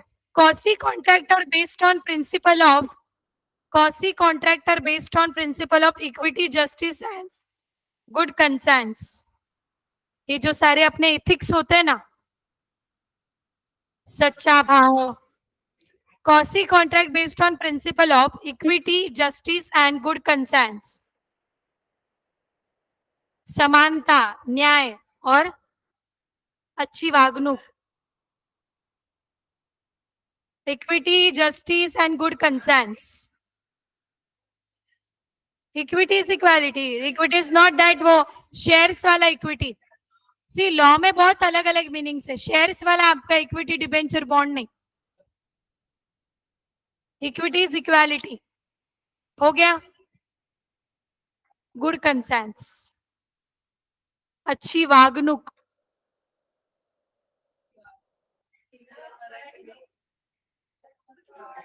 मैं मराठी में सिखाती तो मेरी स्पीड स्लो हो जाएगी. मैं पहले सोचती हूँ फिर कन्वर्ट करती हूँ.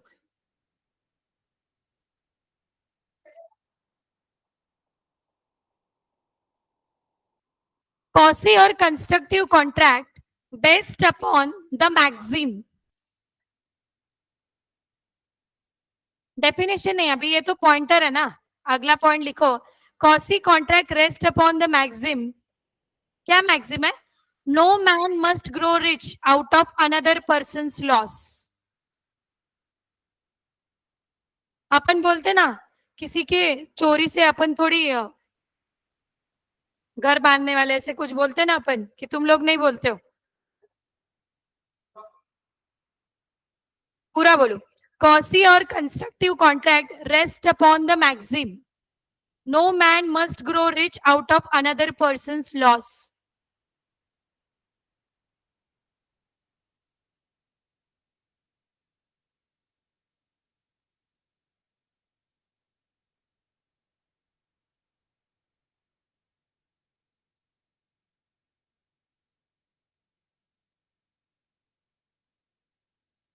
Generally I use to say कि जैसे अपने अभी मम्मी लोगों के साथ शॉपिंग करने जाना मतलब एक टास्क ही होता है.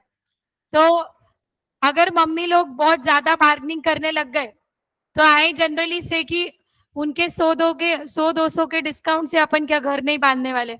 सो this kind of things we use. So no man must grow rich out of another person loss. कौन अपनी मम्मी के साथ शॉपिंग करने जाता है और बार्गेनिंग में हेल्प. शॉपिंग करने तो जाते ही हो गए, यू डोंट हैव ऑप्शन, खाना वाना नहीं मिलेगा. बट बार्गेनिंग करने कौन हेल्प करता है? जैसे अपने मम्मीज करते हैं. अच्छा, यू हेल्प क्या? मम्मी नहीं करत बार्गेनिंग, तुम लोग करते हो. क्या बात है. इधर वाले नहीं, क्या इधर वाले मम्मी के साथ जाते ही नहीं हो, बार्गेनिंग नहीं करते. हम इनके साथ नहीं है. चलो चलो ठीक है.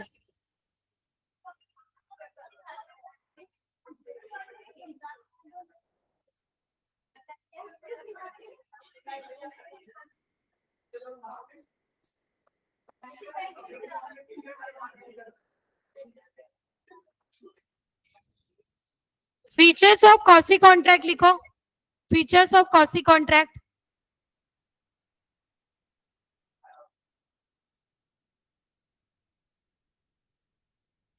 मैं शॉर्ट में बोलूंगी. Right is always a right to money.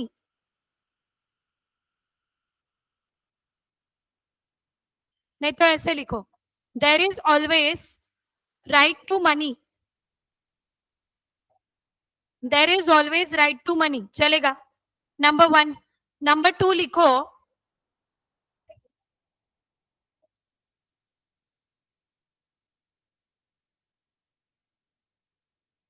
It does not arise from the agreement. It does not arise from the agreement.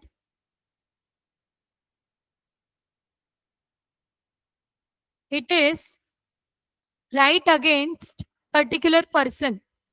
Number 3. It is right against particular person. जल्दी लिखो. जब तक पूरा होता नहीं है मैं क्लास कंटिन्यू करूंगी. Particular person, right against person हम बोला जाता है इसको. अभी कौन से कॉसी कॉन्ट्रैक्ट के केसेस है?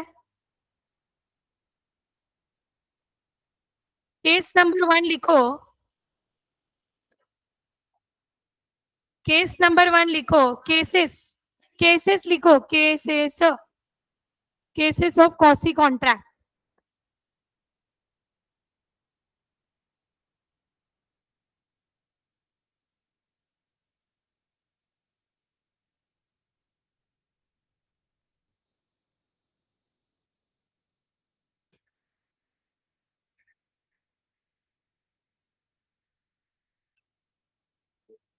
गाड़ी बंद पड़ गया.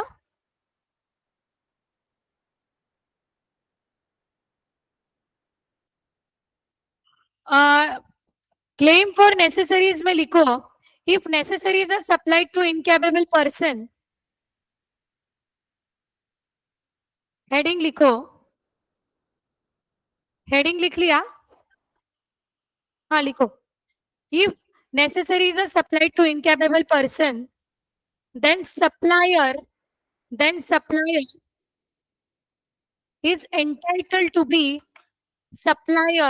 entitled to be reimbursed from the property of incapable person. Supplier is entitled to be highlighted wala. Supplier is entitled to be reimbursed from the. लिख रही है क्या आर्या? मिताली, चैताली लिख रहे हो?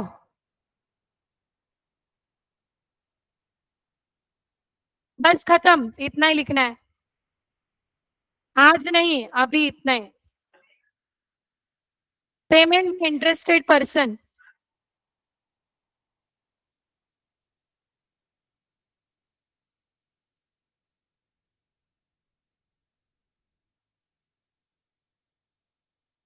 नहीं, पेमेंट बाय इंटरेस्टेड पर्सन का I need to dictate. If a person who is interested. अच्छा अच्छा, मुझे लगा अभी सब लोग क्या मारते की क्या.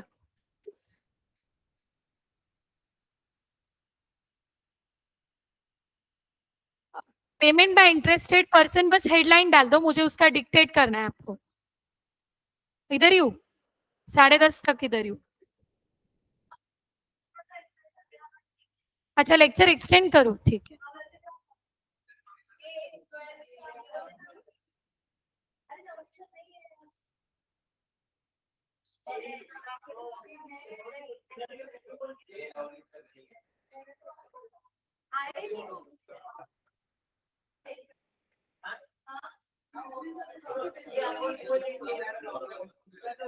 लिखो.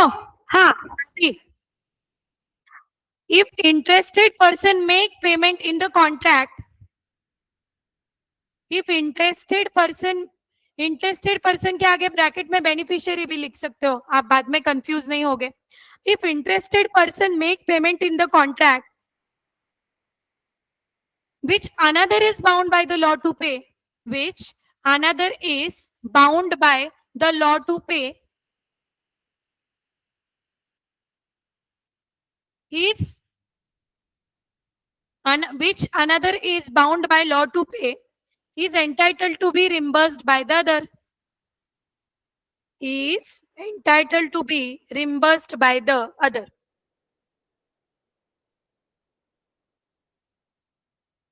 If another is bound to pay, is entitled to be reimbursed by the other.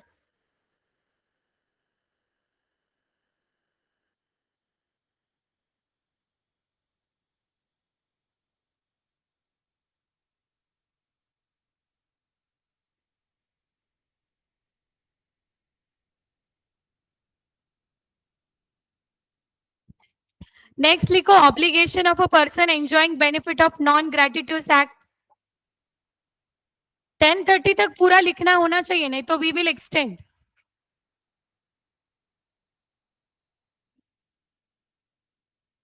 क्या बोला शौनक? मतलब पर लिखोगे नहीं आप?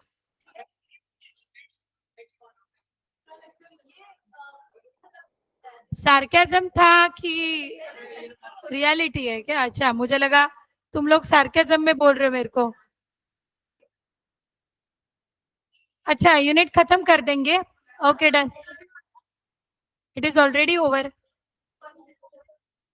रोहन समझ रहा है क्या? कौन से यूनिट से ज्वाइन हुआ था रोहन तू? 3 ना कि 4th? 4th।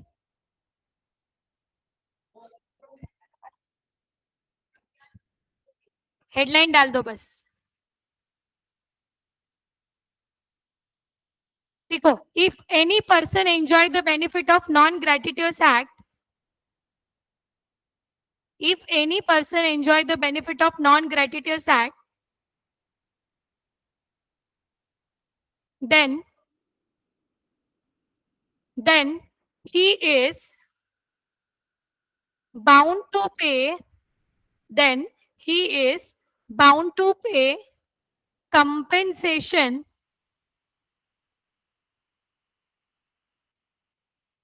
to other party.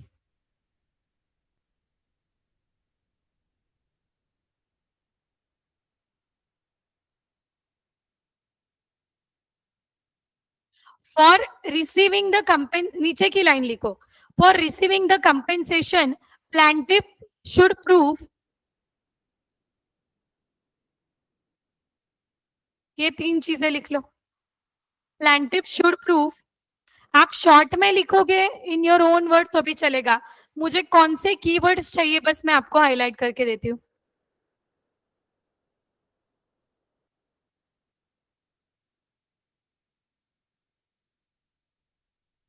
I just want these keywords in your answer. If you write down these point in your own word in short, तो भी चलेगा मुझे। फिर आगे का लेक्चर कंटिन्यू करके नेक्स्ट यूनिट कंटिन्यू करूं?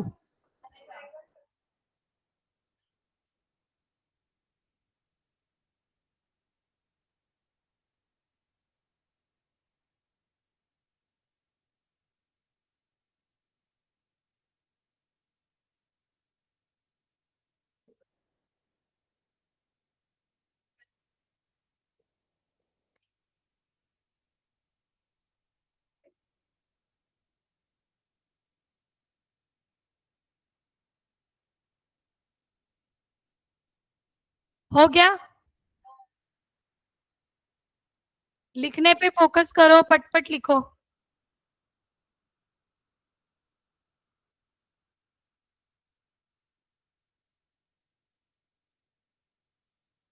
So we can extend at least half an hour ना।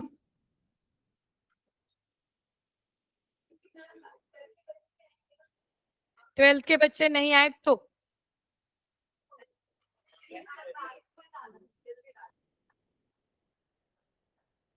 बट आपको वो दूसरे सर पढ़ा रहे ना, जब वो अकाउंट्स के नहीं आते नवनीत सर, जब नवनीत सर नहीं आते तब आपको कौन पढ़ाता है? आए हैं, so he like I think he will take, I don't know. Next, responsibility of finder of goods.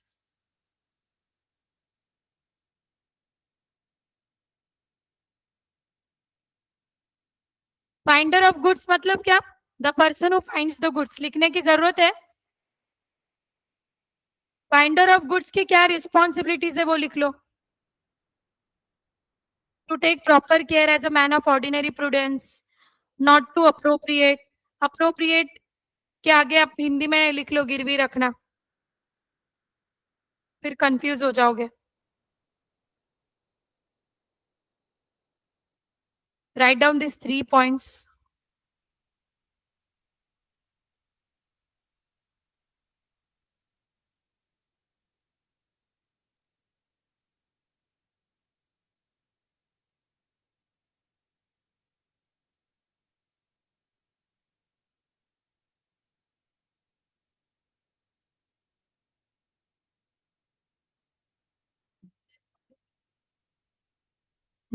Ordinary prudence is the word. Man of ordinary prudence का मतलब होता है क्या? एक नॉर्मल पर्सन जो वो सिचुएशन में बिहेव करेगा वैसा। एवरीवन इज नॉर्मल ना? वो डिपेंड करता है अभी।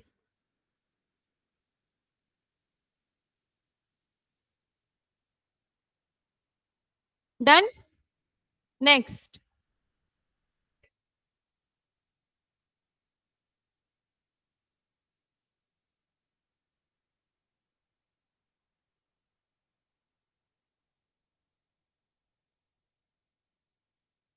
ये यूनिट को 3 दिन लगे क्या?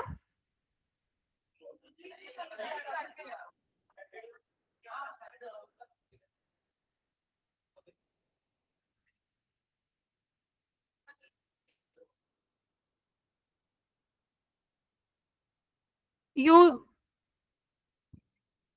हाँ चलो. Money paid by mistake under coercion.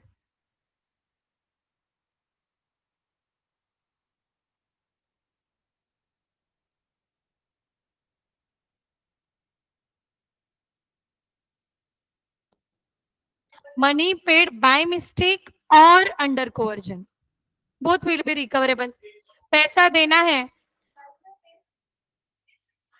अगर तुझे मेरे को 10,000 रुपया देना है, 500 के सारी नोटें हैं, 2 नोटें ज्यादा आ गई, सो 11,000 आ गए मेरे पास. नाउ मेरे ऊपर कॉन्ट्रेक्चुअल ऑब्लिगेशंस आ जाते हैं कि I should return that 1,000 rupees, restore back. होता है ना कभी कभी.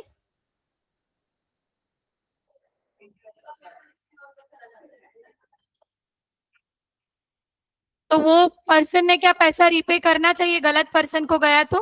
Yes yes. वो कौन सी कॉन्ट्रेक्चुअल ऑब्लिगेशन है उसका?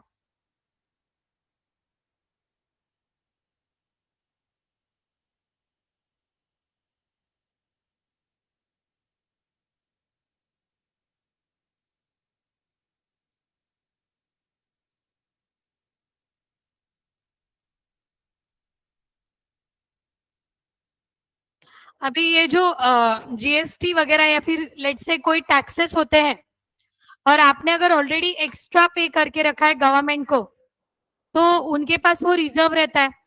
इन केस अगर रिक्वायर्ड नहीं रहा तो क्या उन्होंने अपने को रिटर्न करना चाहिए? It is there quasi contractual obligation and they do it.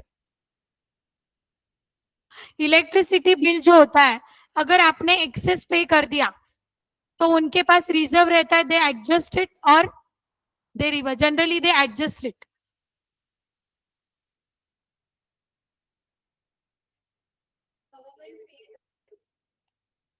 वो सब्सिडी.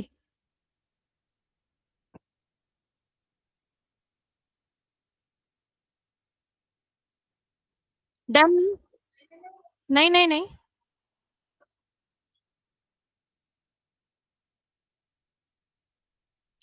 सबका जो जो कोई बाहर गया था उसका छोड़ के, देन ड्रॉप 2-3 लाइंस.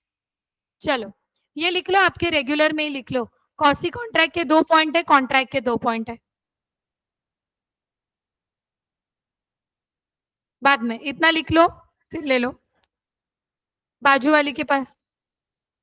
रेगुलर में लिख लो, जिसको डिफरेंस आया है वो डिफरेंस में लिख लो.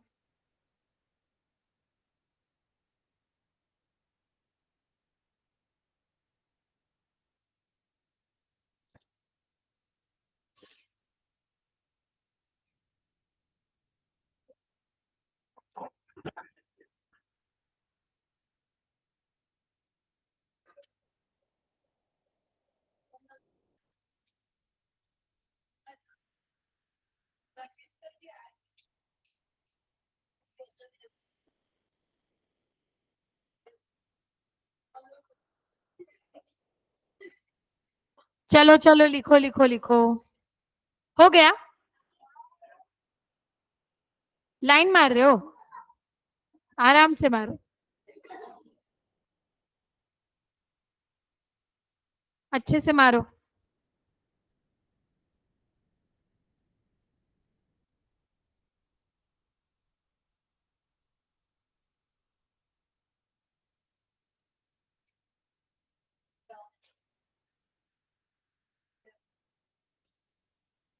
मेजर पर्सन, हाँ. टेक्निकली डम मतलब?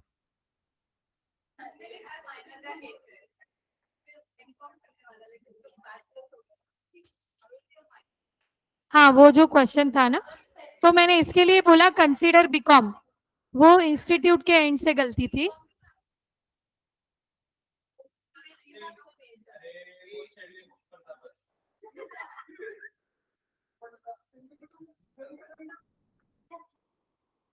अभी आपको एक दिखाऊंगी, अपने इंस्टीट्यूट में ये भी एक एग्जाम्पल है, माइनर मैरिड डॉटर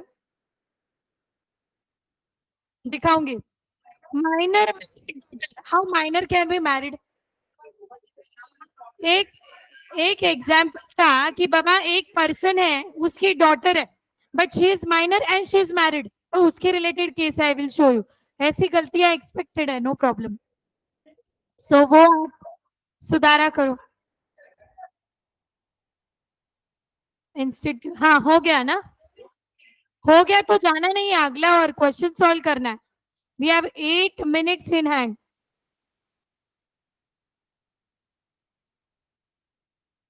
क्लास के बाद डाउट्स।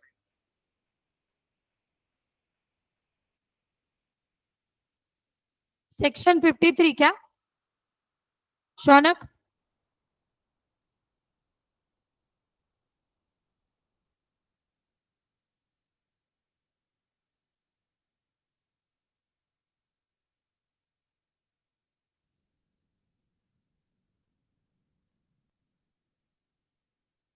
समझ में आया आज का क्लास? मजा आया? मॉर्निंग टाइम बेस्ट है ना तुम लोग? Exactly, so you get time to study.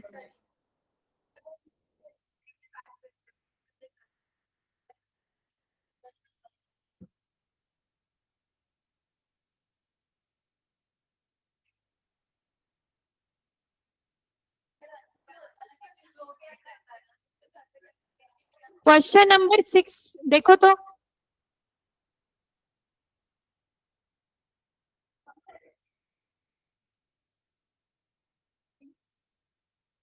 Which is incorrect. Unjust enrichment क्या है?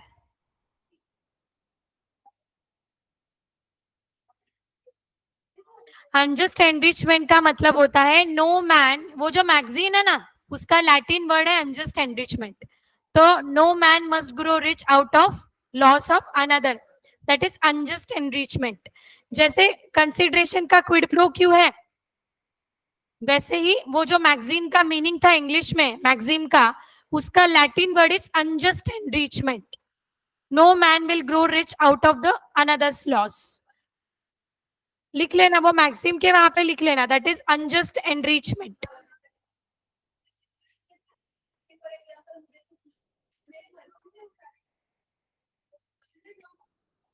It is not voluntary because it is, there is no offer, there is no acceptance, there is no consent, there is no consideration.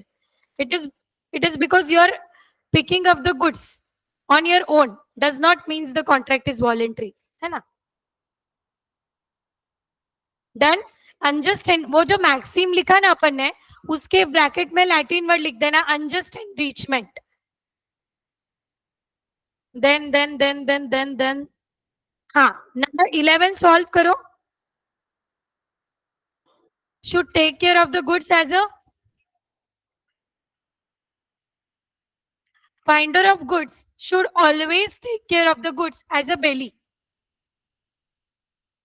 Baler का मतलब होता है कोई ऐसा person जो किसी और को गुड्स प्रोवाइड करे फॉर द टाइम बिंग। जैसे आपने 4 दिन के लिए अपना ड्रेस अपनी फ्रेंड को पहनने के लिए दिया, तो क्या वो 4 दिन में वो ड्रेस को फाड़ के वापस देना चाहिए क्या उसने? नहीं। She should take care of the dress as a man of ordinary prudence, that is finder of goods should take care of the goods as a bailee. Question number 12, read it, solve it. देख लो एक बार सब लोग, take time.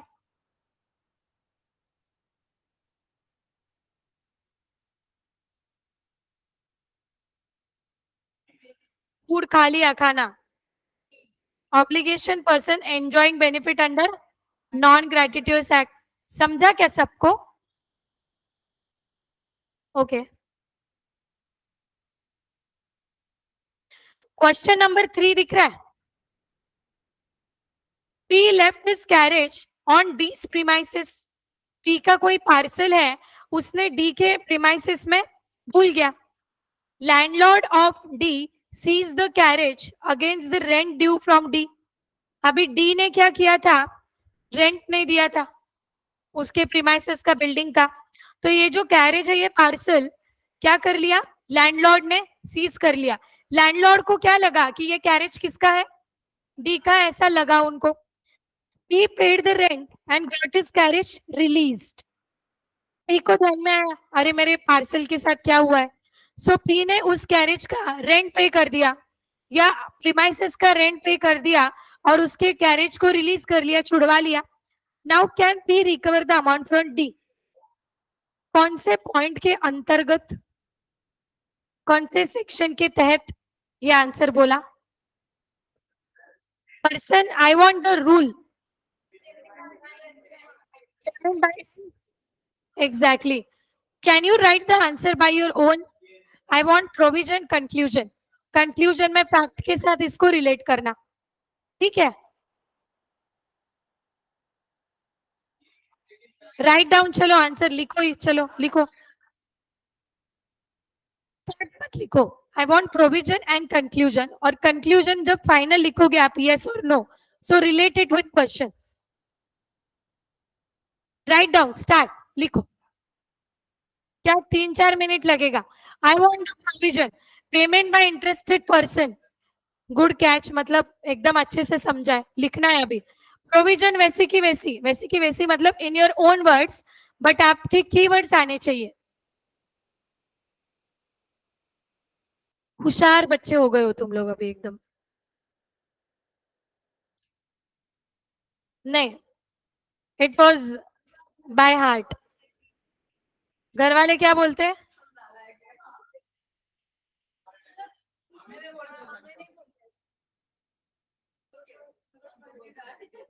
तुम लोगों को बोलते ही नहीं, मतलब तुम लोगों को तो एकदम हवा पे छोड़ दिया है क्या.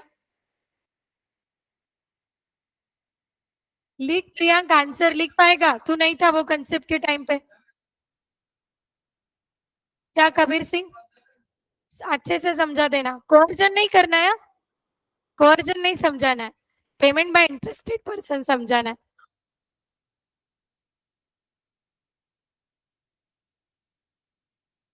इसका रिवीजन हो जाएगा प्रियांक, तो समझ जाएगा, है ना. कौसी कॉन्ट्रैक्ट का रिवीजन करेंगे अपन फिर से एक बार पूरा आज, क्योंकि बहुत लोग अब्सेंट भी है, 4 लोग अब्सेंट है.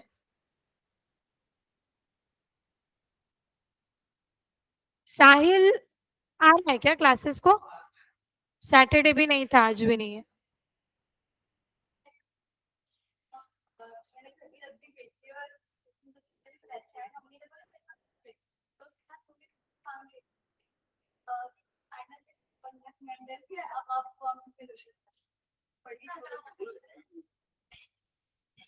घर में लॉ सिर्फ मम्मी का चलता है ना.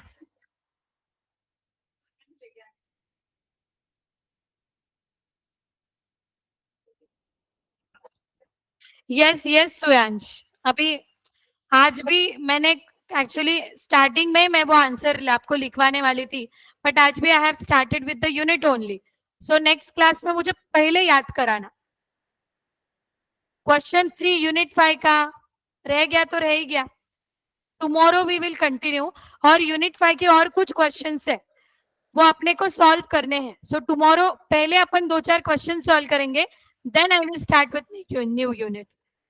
सबको अपने मन से लिखना है. कौन सा, फिर क्या फायदा, लिखो तो सही, अटेम्प्ट तो करो, देखते हैं. Payment by an interested person, अगर यहाँ पे सॉल्व करवाया तो मतलब तुम्हारे मन से करो.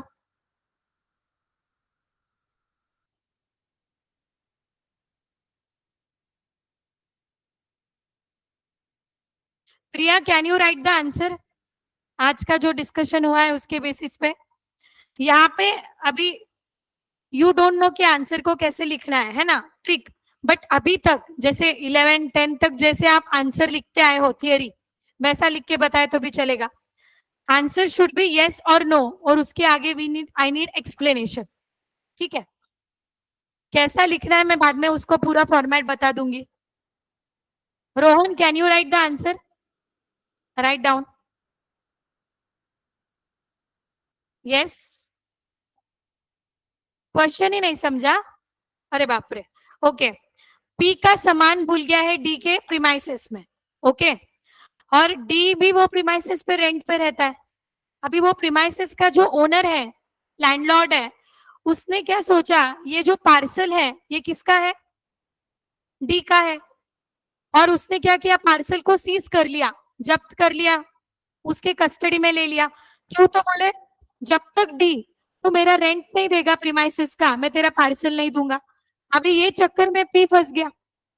पी को पता चला अरे जो उसका पार्सल है वो लैंडलॉर्ड ले गया. तो पी ने क्या किया, sir I will pay for the parcel और I will pay the rent of the premises, जितना भी रहेगा. और वो जो सीज किया हुआ पार्सल है ना लैंडलॉर्ड ने, वो लेके चला गया. क्या डी पी को पैसा देने के लिए लाइबल है? हाँ. लिखो. मैम पर क्या? ज्यादा लिखना ही नहीं है, जो आंसर है वही लिखना है. तो यस और नो, यस और नो एंड देन एक्सप्लेनेशन. तुमने स्ट्रेट फॉरवर्ड आंसर लिखा तो भी मुझे चलेगा. आई जस्ट नीड कि क्या प्रोविजन यूज कर रहे हो. And if you remember the section that is well and good. हाँ, beneficiary will be P. Interested person beneficiary will be P. Exact provision I need and conclusion either yes or no and why. लिख लिया क्या यश? कितनों का हो गया है? Okay, I will wait 2 more minutes और फिर एक सैंपल बेसिस 4-5 लोगों के आंसर सुनूंगी मैं.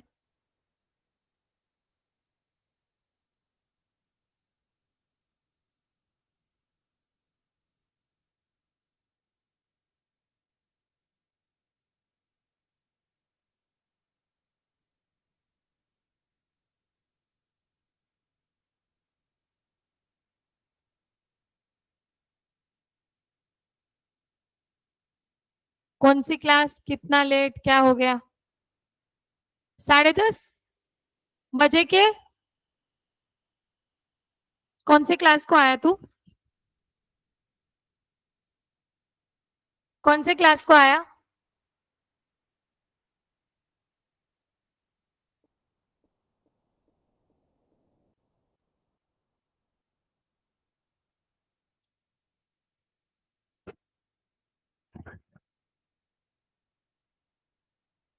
डिसिप्लिन होता है इसके लिए, बैठने देने में कोई प्रॉब्लम नहीं है, बट ये कोई गार्डन या मूवी नहीं है जब भी आओ घर तुम्हारा.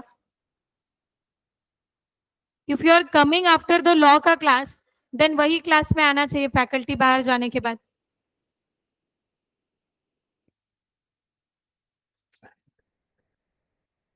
इसका क्या गौरव नाम था ना? क्या अपने ही क्लास का है ना?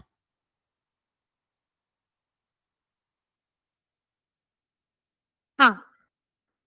लिखा क्या रोहित? पढ़ के सुनाओ.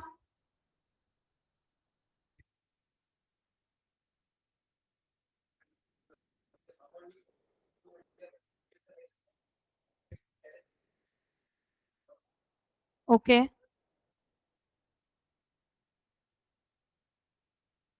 Very nice. और हाँ यश, पढ़ के बताओ. हम्म.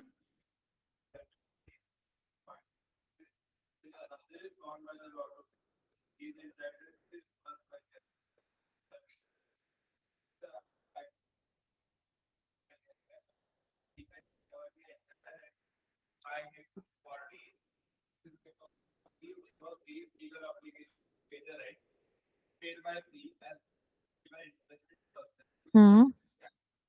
Very nice. और किसने लिखा? इधर पीछे शर्विन लिखा क्या आंसर? हाँ बोलो Nakul.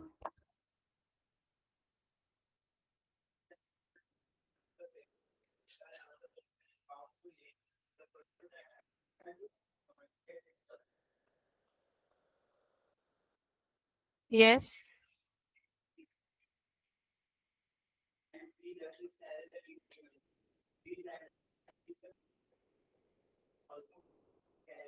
Hmm. Hmm.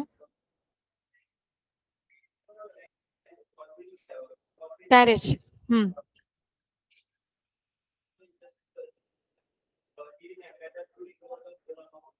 From Mr. D. चलो, very nice. सबका आंसर यही है.